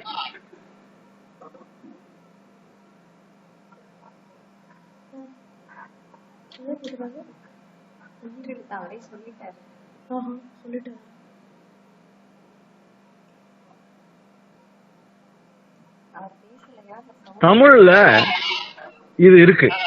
இதுல இருந்து தான் வந்து ஆங்கிலத்துல போச்சான்னு நமக்கு தெரியாது. தமிழ்ல வந்து ரொம்ப கிளியரா இருக்குது என்னன்னாங்க, உயிரெழுத்துக்கு முன்னாடி ஓர் வரணும். இப்ப எப்ப பாருங்க, இலை அப்படின்னு ஒரு சொல் இருக்குது. இலை, ஒரு இலை என்று சொல்லக்கூடாது, ஓர் இலை என்று சொல்ல வேண்டும். ஒரு பையன், சொல்லலாம். ஏன்னா பைங்கிறது உயிர்மெய் எழுத்து இல்லையா, உயிரும் மெய்யும் கலந்த எழுத்து. ஆனா இலையில ஈ வந்து உயிர் எழுத்து. ஒரு செடி சொல்லலாம், ஒரு ஏடு சொல்லக்கூடாது, ஓர் ஏடுன்னு தான் சொல்லணும். ஏன்னா ஏ உயிர் எழுத்து. செடி வந்து இச் கூட்டல் ஏ என்கிற உயிரும் மெய்யும் கலந்த உயிர்மெய் எழுத்து. இப்போ நீங்க இத தெரிஞ்சுக்கீங்கன்னா எங்க ஓர் வரணும், உயிரெழுத்துக்கு முன்னாடி தான் ஓர் வரணும். இதை தெரிஞ்சுக்கிட்டா 2 ஆன்சரை நீங்க வந்து டெலீட் பண்ணிடலாம். அடுத்த கேள்விக்கு மொத்தம் 4 ஆன்சர் இருக்கு இல்லைங்களா, அது 2 ஆன்சர் டெலீட் பண்ணிடலாம். முயற்சி பண்ணுங்க சார். ஆப்ஷன் 4 வருமா சார்? ஓர் தனி பிறவி. இப்ப தனிங்கிறதுமா இத்து கூட்டல் ஆ சேர்ந்தாதான் தா. அப்ப அது ஒரு உயிர்மெய் எழுத்து. அப்ப தாங்கிற எழுத்து உயிர்மெய் எழுத்தா இருக்கும்போது ஓர் வரக்கூடாது. உயிரெழுத்தா இருந்தா மட்டும்தான் ஓர் வரணும். அப்படி பார்த்தோம்னா 2 and 4 வந்து சரியில்லாத பதில்கள். மத்த 2 தான் இருக்கு. மத்த 2ல எது சரியா இருக்கும் பாருங்க. புரியுது புரியுது புரியுது. இப்ப நம்ம அந்த எழுத்து மட்டும் பாப்பாக்கு இன்னும் கொஞ்சம் வந்து புரிதல் கிடைக்கணும். உயிரெழுத்து அ ஆ இ இன்னும் வரக்கூடிய அந்த 12 எழுத்து இருக்கு இல்லையாப்பா, அதுதான் உயிரெழுத்து. உயிர்மெய் எழுத்துங்கிறது இப்ப கா தொடங்கி வர்றது எல்லாமே காக்கா கிக்கி குக்கு கெக்கே கை கோகோ கௌ சாச்சா சீச்சி சூச்சு அப்படி இந்த மாதிரி வர்றது எல்லாமே உயிர்மெய் எழுத்து. உயிரெழுத்து 12, மெய் எழுத்து 18. மீதி வரக்கூடிய எல்லாமே சார்பு எழுத்துக்கள்னு சொல்றோம். எப்படி சார்பு? ஏதாவது ஒண்ணு சார்ந்துதான் இன்னொன்னு வரும், தனியா வராது. இப்ப கா இருக்குன்னு வச்சுங்க, காவுல என்ன இருக்குன்னா இக்கு முதல்ல இருக்குது, அப்புறம் கூட்டு ஒரு ஆ இருக்குது. இக்கு வெளிப்படையா தெரியல, ஆவும் வெளிப்படையா தெரியல, 2ம் சேர்ந்துதான் ஒரு எழுத்து பிறக்கு. அப்போ சார்ந்து இந்த 2 எழுத்தையும் சார்ந்துதான் அந்த எழுத்து உருவாக முடியும். அதனால தமிழ்ல இருக்கக்கூடிய 216 எழுத்துக்களும் சார்பு எழுத்துக்கள். ஆ முதல் ஔ வரையான 12 எழுத்துக்கள் உயிரெழுத்துக்கள், இக்கு முதல் இன் முதலான 18 எழுத்துக்கள் மெய் எழுத்துக்கள். ஆகவே உயிரெழுத்து 12, மெய் எழுத்து 18, இந்த 30 தான் பேஸ், அடிப்படை. இதுதான். நீங்க தொல்காப்பியர்கிட்ட போயிட்டு, நான் மீண்டும் சொல்றேன், Tolkappiyar one of the oldest grammarian. அவர் ஒரு கிராமர் ஃபெலோ. ஆகவே இலக்கணத்தை வரையறுத்ததுல மிக இந்தியாவில் மட்டுமல்ல உலகத்திலேயே ஒரு பழமையான ஒரு இலக்கணக்காரர் அவர். அவர்கிட்ட தமிழ்ல மொத்தம் எத்தனை எழுத்துன்னு கேட்டா 30 எழுத்துன்னு தாங்க சொல்றாரு. நம்ம கிட்ட கேட்டா நம்ம என்ன சொல்றோம்? 247 எழுத்துங்கிறோம். தப்புங்கிறார் தொல்காப்பியர். பேஸ் எதுவோ அது மட்டும்தாங்க, அதோட சேர்ந்து வர்றது எல்லாமே நீங்க போட்டு இதுல சேர்த்து குழப்பாதீங்கிறார் தொல்காப்பியர். எப்பா பேஸ் எது? உயிரெழுத்து 12, மெய் எழுத்து 18. 12 கூட்டல் 18 2ம் சேர்ந்து 30. 30 பேஸ் பண்ணி மீதி 216 எழுத்தும் வருது. ஆகவே பேஸ் தான் நமக்கு முக்கியமே தவிர அதனோட சேர்ந்து வரக்கூடிய எழுத்துக்களை எல்லாம் போட்டு இதுல சேர்த்து குழப்பிக்காதீங்கிறார். 30 எழுத்து தான் தொல்காப்பியர் சொல்றாரு. அப்ப நம்ம வந்து இப்போ இங்கிலீஷ்ல கேட்டீங்கன்னா நம்ம என்ன சொல்றோம்? 26 எழுத்துங்கிறோம். இல்லையே, நான் 52 எழுத்துன்னு சொல்றேன். எப்படி? இந்த படத்துல கூட கேட்பாங்க இல்லைங்களா, கேபிட்டல் லெட்டர் ஏவா ஸ்மால் லெட்டர் ஏவான்னு கேட்பாங்க இல்லைங்களா ஒரு படத்துல. அப்ப கேப்ஸ்ல ஒரு 26 எழுத்து இருக்கு, ஸ்மால்ல 26 எழுத்து. நீங்க எந்த 26 சொல்றீங்க? அப்ப கேப்ஸ் 26 இன்க்ளூட் இல்லையா? நான் கேக்குற கேள்வி சரிதானுங்க. எல்லாமே வந்து ஒரு சொல்லுல ஃபர்ஸ்ட் லெட்டர் கேப்ஸ் லெட்டரா போடுறோம் பெரும்பாலும். அப்ப கேப்ஸ் லெட்டரையும் வந்து நீங்க கவுண்ட் பண்ணக்கூடாது. இங்கிலீஷ்காரன் என்ன சொல்றான்? மொத்தம் 26 தான், நாங்க தேவையான போது கேப்ஸ் போடுவோம், தேவையில்லாத போது ஸ்மால் போடுவோம், மொத்தமே 26 தான், நீ எப்படி 26 சேர்த்து 52 சொல்ற அப்படின்னு இங்கிலீஷ்காரங்க. அது மாதிரி தொல்காப்பியர் கேட்டிருக்காரு.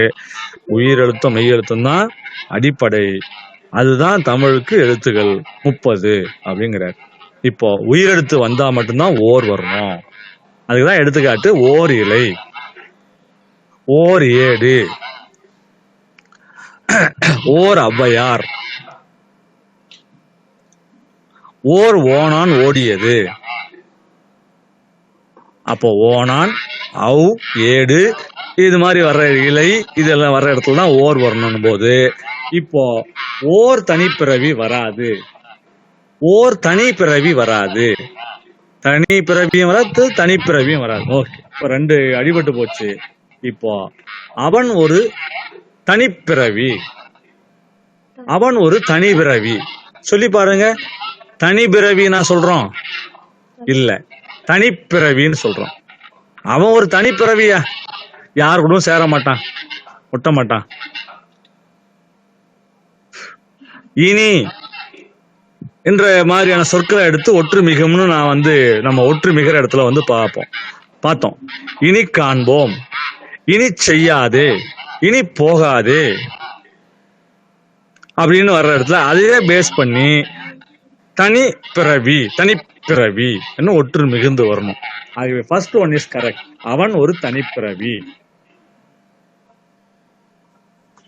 சரிங்களா? ரைட். அப்போ இதோடு நம்ம சேர்ந்து ஓர் எங்க வரணும்ன்றது கத்துக்கிட்டோம். பெரும்பாலும் 100க்கு 100 விழுக்காடு ஓர் என்பது உயிரெழுத்தாக அடிப்படையாக கொண்ட சொல்லுக்கு முன்னாடி தான் வரும். 100 விழுக்காடு வேற எங்கேயுமே வராது ஓர், தமிழை பொறுத்த வரைக்கும்.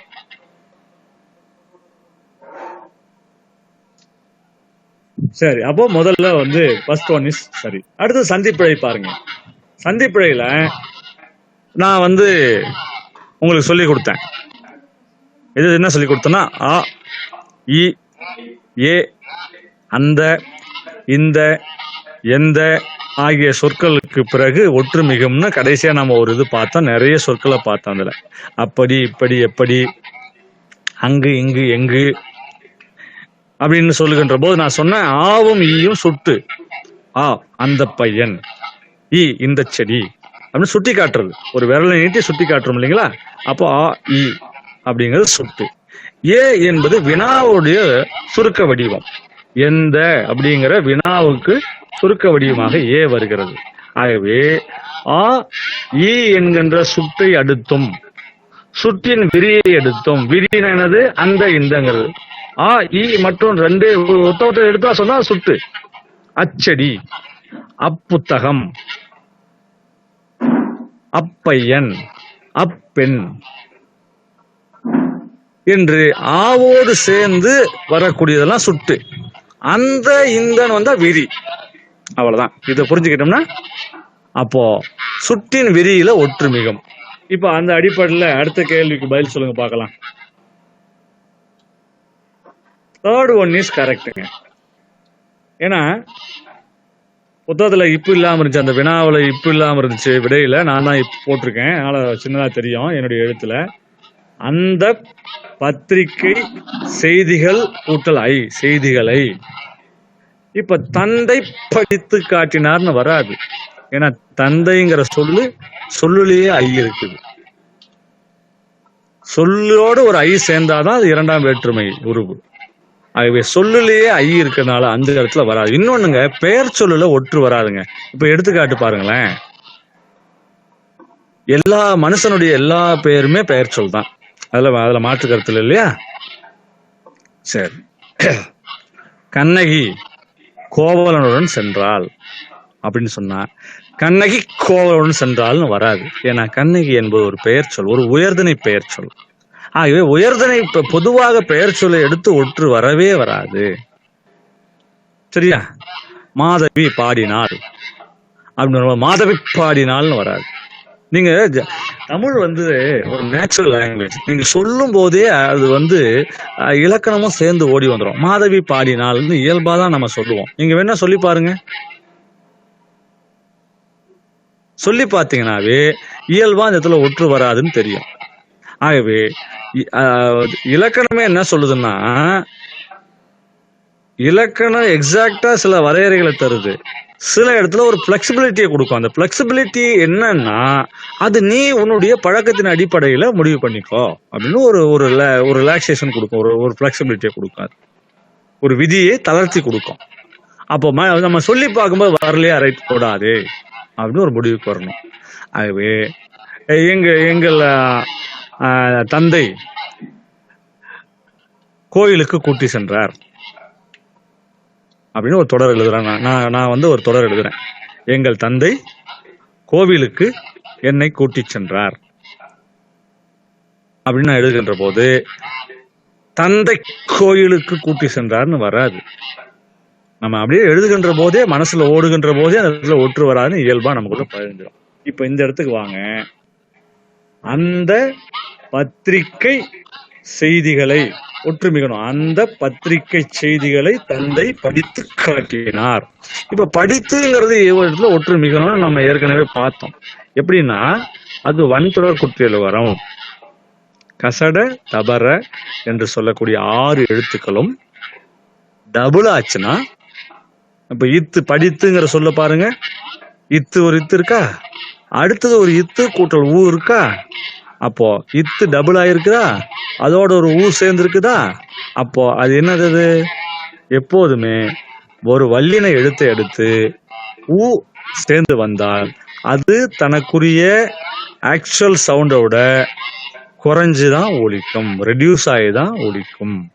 அப்போ அந்த குறைஞ்சு ஒலிச்சா என்ன பேரு? குற்றிய லுகரம். குறுகி ஒலித்தால் அந்த உகரத்துக்கு பேர் குற்றிய லுகரம். ஆகவே குற்றிய லுகரத்துல ஒற்றுமிக்கம் நாம் பார்த்திருக்கிறோமே, நாட்டுப்பற்று.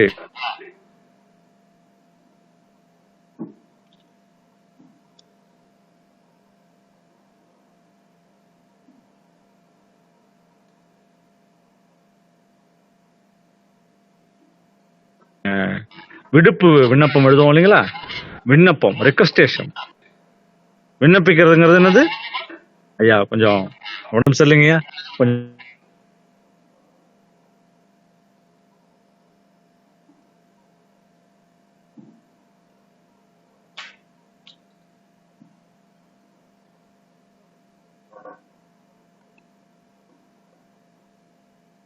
ஷெல். உங்க வாய்ஸ் பிரேக் ஆகுதுங்க சார். மேல மாடியில் தான் மேடம் இருக்கேன், நானு மாடிக்கு மேலதான் இருக்கேன். சில நேரங்கள் அப்படி சிக்கலாகுதுன்னு நினைக்கிறேன். இல்லைங்க சரிங்க சார், மேடம், நம்ம எஸ் மேடம். ஜிபி நமக்கு கொஞ்சம் காலியானாலும் அந்த மாதிரி பிரச்சனைகள் வரும், அதான் கேட்டேன். வரும், இருக்கலாம் மேபி. சரி, நம்ம இன்னும் சில நிமிடங்களை முடிச்சிடலாம் மேடம். 7 மணிக்கு முடிச்சிடலாங்களா? சரிங்க சார். ஓகே. இப்ப வந்து அந்த அடுத்து ஒற்றுமிகம் பத்திரிகை செய்தி. இப்ப பத்திரிகை செய்திங்கிறது, செய்திங்கிறது நம்ம வந்து ஒரு காமனா இருக்கக்கூடிய ஒன்று. எதுல இருந்து கிடைச்ச செய்தி? நம்ம ஒண்ணு பார்த்தோம், ஒரு பர்டிகுலரா ஒரு விஷயம், காமனா ஒரு விஷயம் பார்த்தோம். இப்போ வாழைப்பழம் அப்படின்னு ஒரு பார்த்தோம் இல்லைங்களா. பழம்ங்கிறது ஒரு காமனான, நிறைய பழம் இருக்கு, ஏகப்பட்ட வெரைட்டி இருக்கு. அதுல பர்டிகுலரா வந்து சொல்றது வந்து வாழைப்பழம் சொல்லுகின்ற போது, பர்டிகுலரா ஒன்னும் காமனாக ஒன்னும் இரண்டும் சேர்கின்ற போது ஒற்றுமிகம்னு பார்த்தோம். அதை பேஸ் பண்ணி பார்த்தோம்னா, செய்திங்கிறது ஒரு காமனா கிடைக்கக்கூடிய ஒன்று. எதிலிருந்து கிடைச்ச செய்தி? தொலைக்காட்சி செய்தி. தொலைக்காட்சியிலிருந்து கிடைச்சதா? இல்ல. எதுல இருந்து கிடைச்சது? பத்திரிகையிலிருந்து கிடைச்சது. அப்ப பத்திரிகை என்பது ஒரு பர்டிகுலர், செய்தி என்பது ஒரு காமன். அப்ப ரெண்டும் இணைகின்ற போது ஒற்றுமிகம்.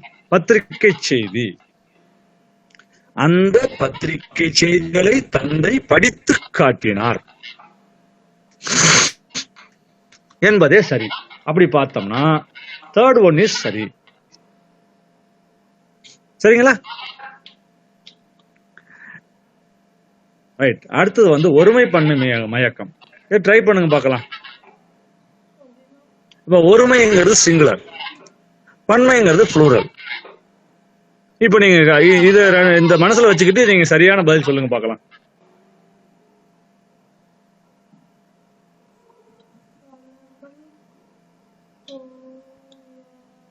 அப்போ நீங்களும் முயற்சி பண்ணுங்க.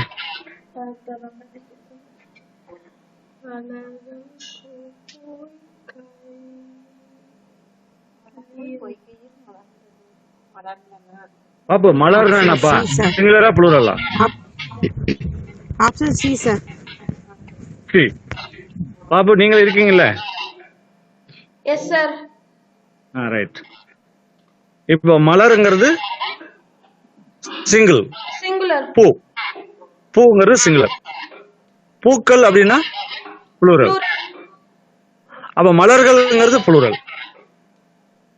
ப்ளூரல்ல வந்தா அந்த ஆக்ஷன் வந்து ப்ளூரல்ல முடியணும். இப்போ ஃபர்ஸ்ட் ஒன் வந்து எப்படி இது தப்பாகுதுன்னு பாருங்க. மலர்கள் பொய்கையில் மலர்ந்தது.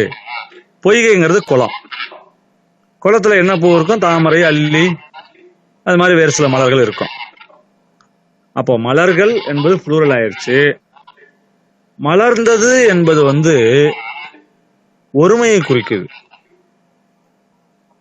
பூ மலர்ந்தது, மொட்டு மலர்ந்தது அப்படின்னா சரி. பூக்கள் மலர்ந்தன என்று சொன்னால்தான் சரி. நீங்க இன்னொன்னு மனசுல வச்சுக்கலாங்க. இந்த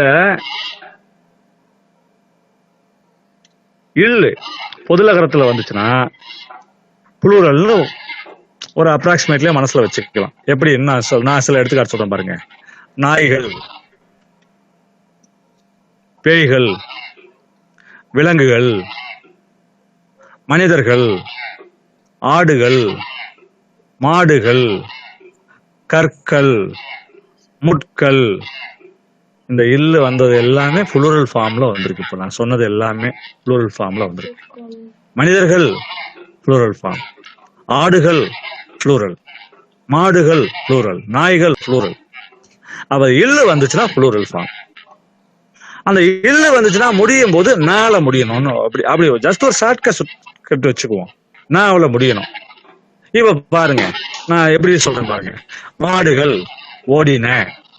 ஓடியதுன்னு சொன்னா தப்பு. இல் வந்தா ப்ளூரல் வடிவம். அதுக்கு முடியும் போது நான் என்ற இரண்டு சொல்லியில முடியணும் அப்படின்னு மனசுல வச்சுங்க. இது ஷார்ட்கட். எக்ஸாம் எழுத போறவங்களுக்கு ஷார்ட்கட் இது. இதை இப்படி ஒரு கேள்வி வந்ததுன்னா ஃபர்ஸ்ட் அந்த எழுத்து, அந்த சொல் எதுல முடியுதுன்னு பாருங்க. இல் என்று பொதுலகரத்துல முடிஞ்சதுன்னா அது வந்து ப்ளூரல் ஃபார்ம். அப்போ அது நான் என்றுதான் முடிய வேண்டும் அப்படின்னு நம்ம நினைவில் வச்சுக்கிட்டோம்னா கண்ணை மூடிட்டு நம்ம ஆன்சர் எழுதிடலாம். அப்போ பூக்கள் வளர்ந்தன, மாடுகள் ஓடின, நாய்கள் குறைத்தன, பிள்ளைகள் சிரித்தன. அப்ப இல்லு வந்தா நாவல முடியுதா? அப்ப இதுதாங்க ஷார்ட் ஃபார்ம். ஓகேங்க. இப்போ நம்ம வந்து ஒரு 30வது கேள்வியோட முடிக்கலாம்னு நினைக்கிறேன். ஏன்னா 7 எழுதிக்கிட்டோம். அடுத்தது பாருங்க, வலு அற்ற வாக்கியத்தை தேர்க. வலுனா குற்றம். வலு என்றால் குற்றம். சரி, இப்போ இந்த சென்டென்ஸை படிச்சுட்டு சரியா எது சொல்லுங்க பார்க்கலாம்.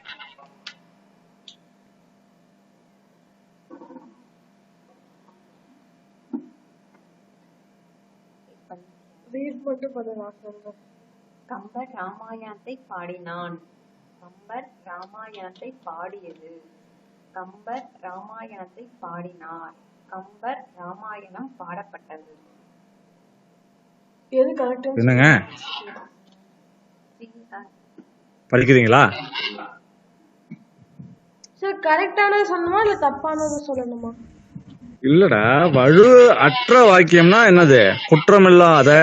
அப்ப சரியானதானே சொல்லணும்னு அர்த்தம். 4ல எது சரி நீங்க ஃபீல் பண்றீங்க?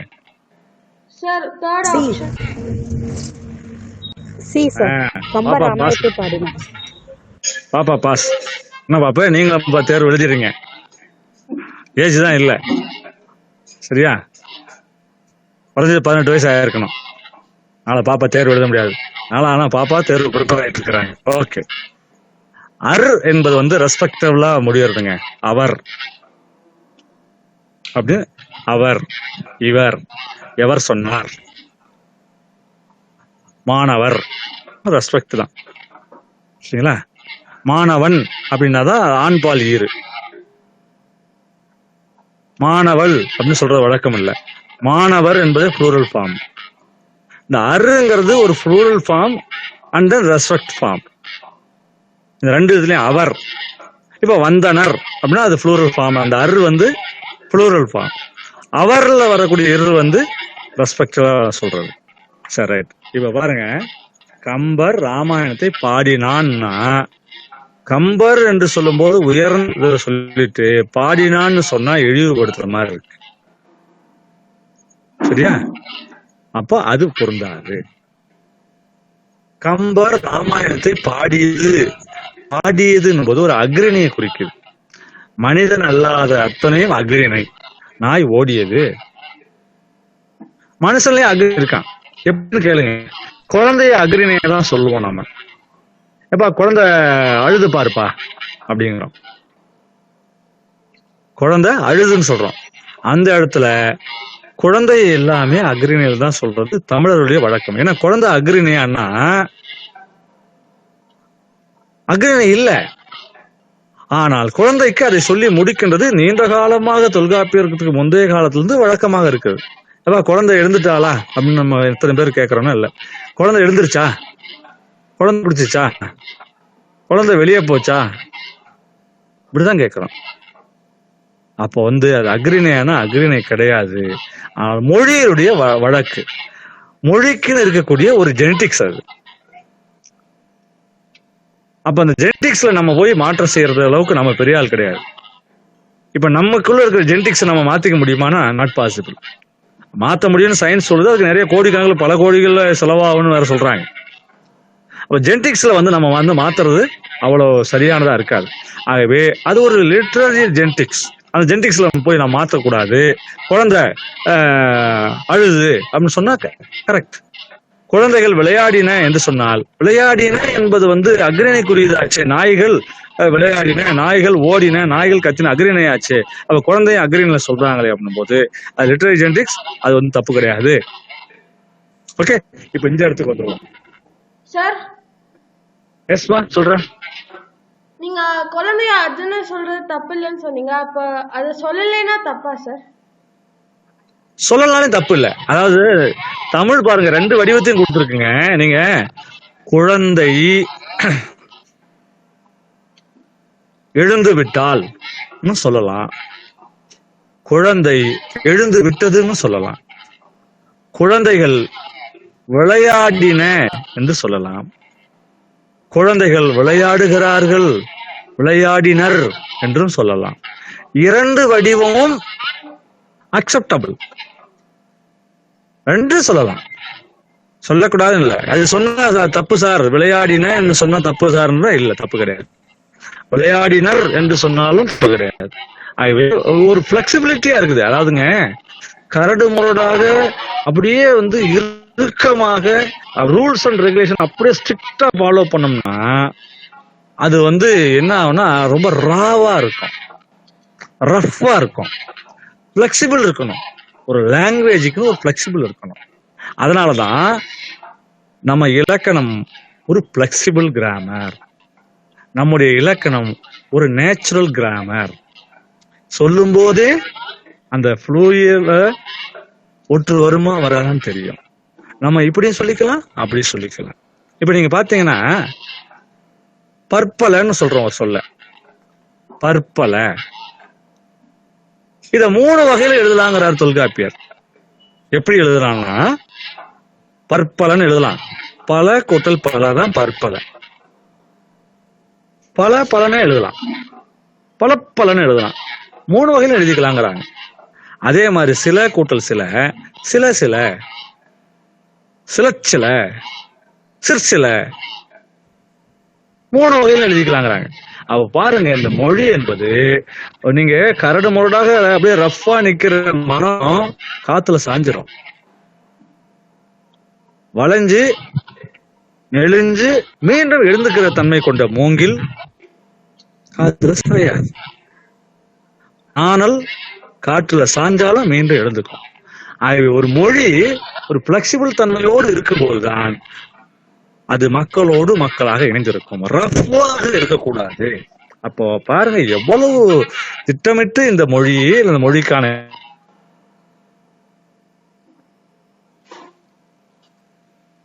இலக்கணத்தை உருவாக்கி இருக்கிறாங்கன்னு பாருங்க. அது வந்து எப்படியும் இப்படியும் இருக்கலாம். அப்படி இருக்கலாம் அப்படின்னு எல்லா இடத்துலயும் சொல்லிட்டோம்னா அப்புறம் எப்படிலாம் எழுதிடுவான். டேய் நீ ஏன்டா எப்ப பார்த்தாலும் சூடு சொரணம் இல்லாம இருக்கிற அப்படின்னு கேக்குறான். ஏன்டா எப்ப பார்த்தாலும் வெறுனே இருக்கிற அப்படின்னு சொல்ல முடியாது. அப்ப மனிதன் கிரிப்பா நிக்க வேண்டிய இடத்துல தன்மானத்தை விட்டு கொடுக்காத இடத்துல தன்மானத்தோடு நிக்கணும். வீட்டுல போய் தன்மானத்தை பார்த்து சண்டை பிடிச்சி நெஞ்சு நிமித்திட்டே தெரிய முடியுமா? அப்ப வீட்டுல பிளெக்சிபிளா இருக்கணும். அப்ப பிளெக்சிபிளா எங்க இருக்கணும், கிரிப்பா எங்க இருக்கணும், ரஃபா எங்க இருக்கணும் அப்படின்லாம் ஒரு மனிதனுக்கு இயல்பு இருக்கிற மாதிரி ஒரு மொழிக்கும் இயல்பு இருக்கிறது. அப்போ ரஃபா இருக்கிறது ரஃபா தான் இருக்கணும், பிளெக்சிபிளா இருக்கிறது பிளெக்சிபிளா இருக்கணும். ஆகவே எல்லா தன்மைகளும் நிறைந்ததுதான் மொழி என்பதற்காக சொல்ல வரலாம். ஏன்னா எல்லா இடத்துலயும் சார் இந்த இடத்துல ஒற்று போட்டா என்ன போடலாம், நம்ம பாடு எப்படினாலும் விட்டுட்டு போயிடலாம்ல அப்படின்னு அடுத்த கேள்விக்கு நம்மளால வந்துருவார். அதுக்காக தான் சொல்றேன், எல்லா இடத்துலயும் ரிலாக்ஸேஷன் கொடுக்க முடியாது, எல்லா இடத்துலயும் பிளெக்சிபிள் கொடுக்க முடியாது. ஓகே, இப்போ நம்ம கம்பர் ராமாயணத்தை பாடினார் அர் என்று முதல்ல கம்பரை உயர்வுபடுத்தி சொன்னதனால் இந்த இடத்துல அருன்னு சொல்லணும். கம்பன் ராமாயணத்தை பாடினான் அப்படின்னு சொன்னா சரி, கம்பர் ராமாயணத்தை பாடினார்னு சொன்னா சரி, கம்பர் பாடினான்னு சொன்னா தப்பு. எப்படி முதல்ல மரியாதையோடு சொல்றியா கம்பரை, அப்ப மரியாதையோட தான் முடிக்கணும், பாடினார்னு முடிக்கணும். முதல்ல கம்பன் சொல்றியா, இப்ப அதே மாதிரி பாடினான்னு சொல்லுங்க. இப்போ அடுத்தது ஒரு கேள்வி வருதுங்க, புலவர்களை எல்லாம் அன்விகுதி போட்டு சொல்லக்கூடாது.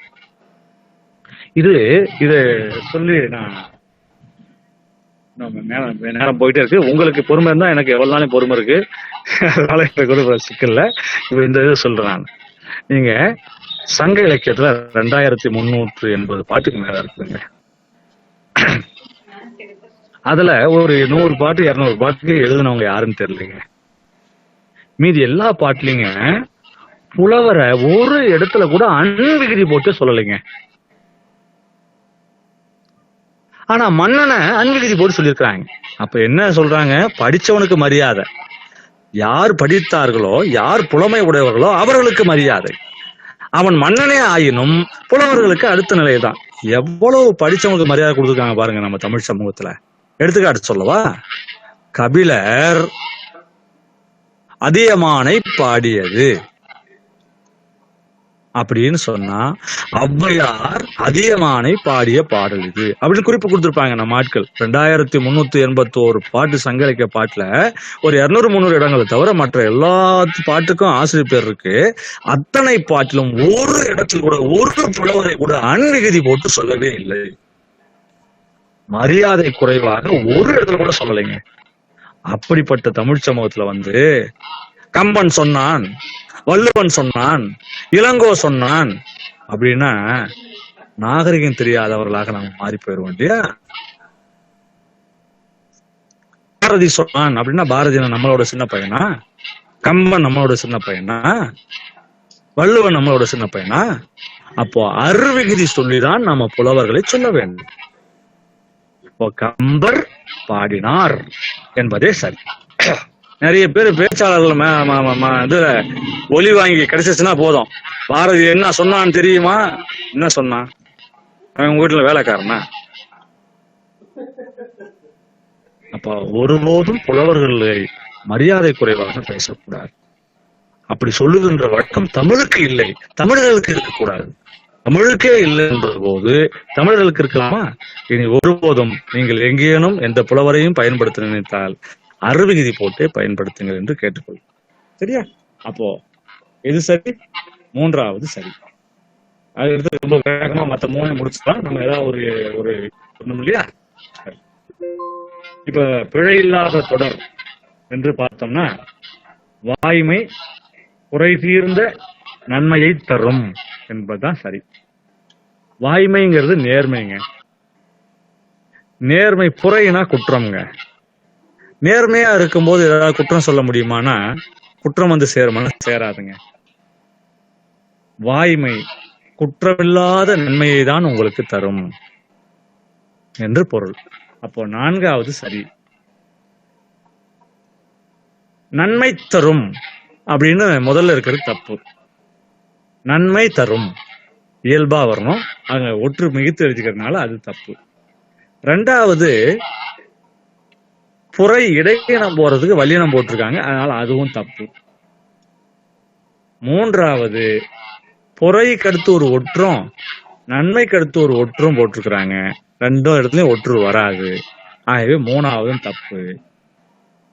நான்காவது நன்மையை தரும். நன்மை கூட்டல் ஐ இரண்டாம் வேற்றுமை உருவு அடுத்து ஒரு ஒற்று. வாய்மை குற்றமில்லாத நன்மையே உங்களுக்கு தரும். நேர்மையாக இருந்தால் ஒருபோதும் உங்களுக்கு குற்றம் வந்து சேராது, நல்ல நன்மையே வந்து சேரும். அப்போ நான்காவது சரி, 28. இன்னொன்னு,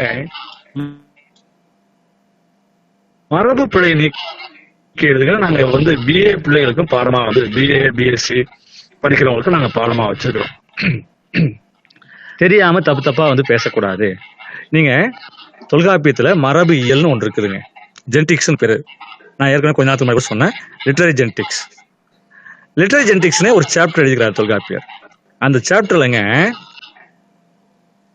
நாய் குறைக்கும் இருக்குது, புலி உருமும் இருக்குது, சிங்கம் முழங்கும் வந்து இருக்குது, கிளி பேசும்னு இருக்குது, காகம் கரையும் இருக்குது. இதுதான் 2500 வருஷத்துக்கு முன்னாடி, இன்னும் 500 1000 வருஷத்துக்கு முன்னாடி, ஒரு 5000 ஆண்டுகளுக்கு முன்னாடி, அல்லது எப்பனே தெரியாத காலத்துல தமிழர்கள் பயன்படுத்திட்டு வராங்க. அதுல போய் நம்ம மாற்றம் செய்ய முடியுமா?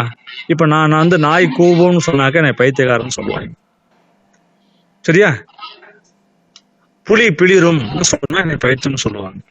அப்போ ஏன்னா ஜெனடிக்ஸ்ல மாற்றக்கூடிய தகுதி நமக்கு கிடையாது, நமக்கு கிடையாது. தப்பு தப்பா தெரியாம பேசாதீங்க அப்படின்னு சொல்றேன்.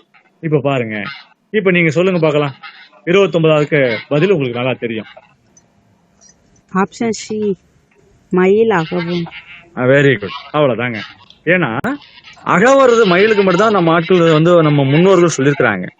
முன்னோர்கள் எவ்வழியோ அந்த வழிதான். நம்ம புதுசா ஒரு வழியை கண்டுபிடிக்கணும்னா எங்கேயா ஊருக்கு வழி கண்டுபிடிக்கலாம், மொழிக்கு வழியை கண்டுபிடிக்க கூடாது, சரிங்களா? அப்ப குயில் கூவும், கோழி கூவும் இது சொன்னாங்க. மயில் கூவும்னு நம்ம ஆளுங்க சொல்லல, முன்னோர்கள் சொல்லவில்லை. ஆகவே நம்முடைய ஃபோர் ஃபாதர்ஸ் என்ன சொல்லியிருக்காங்களோ.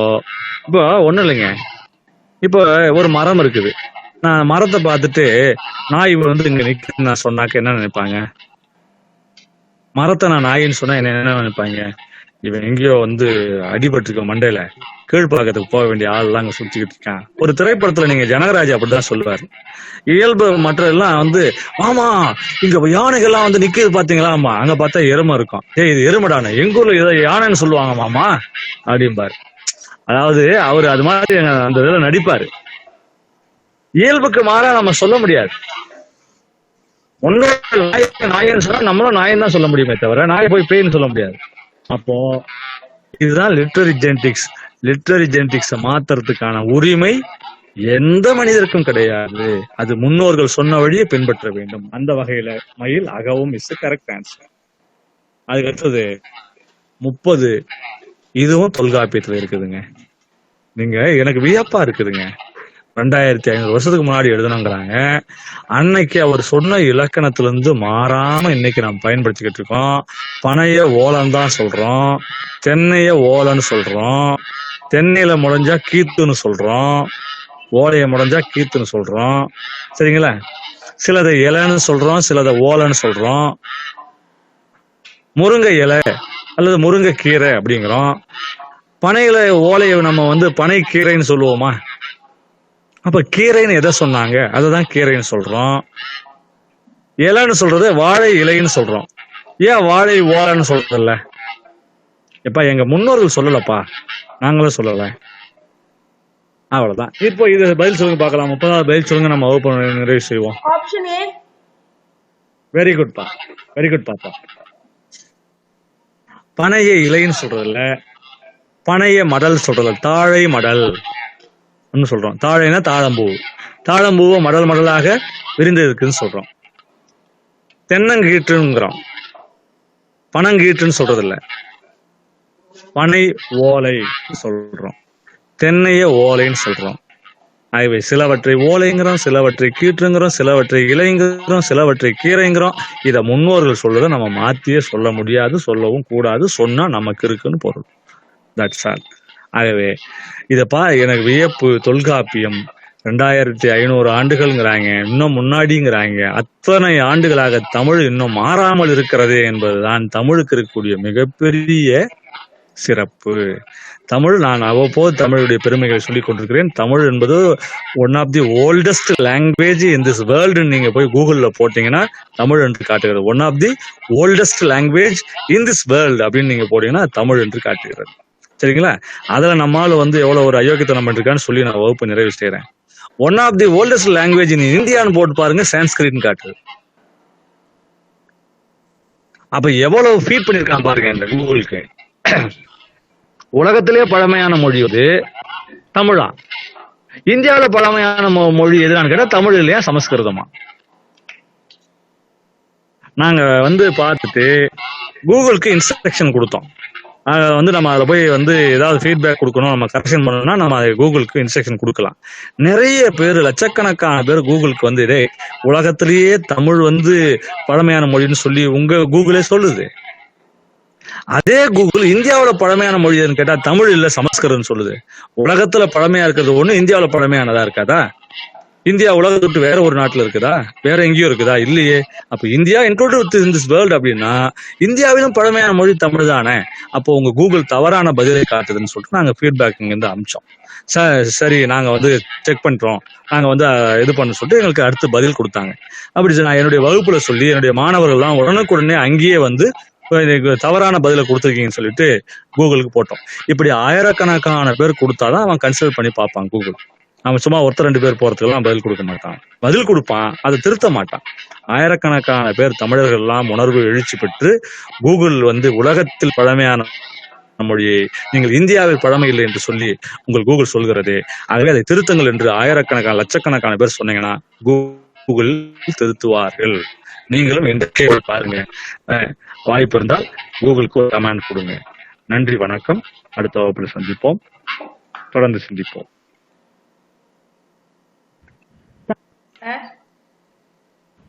மேடம் சொல்லுங்க மேடம்.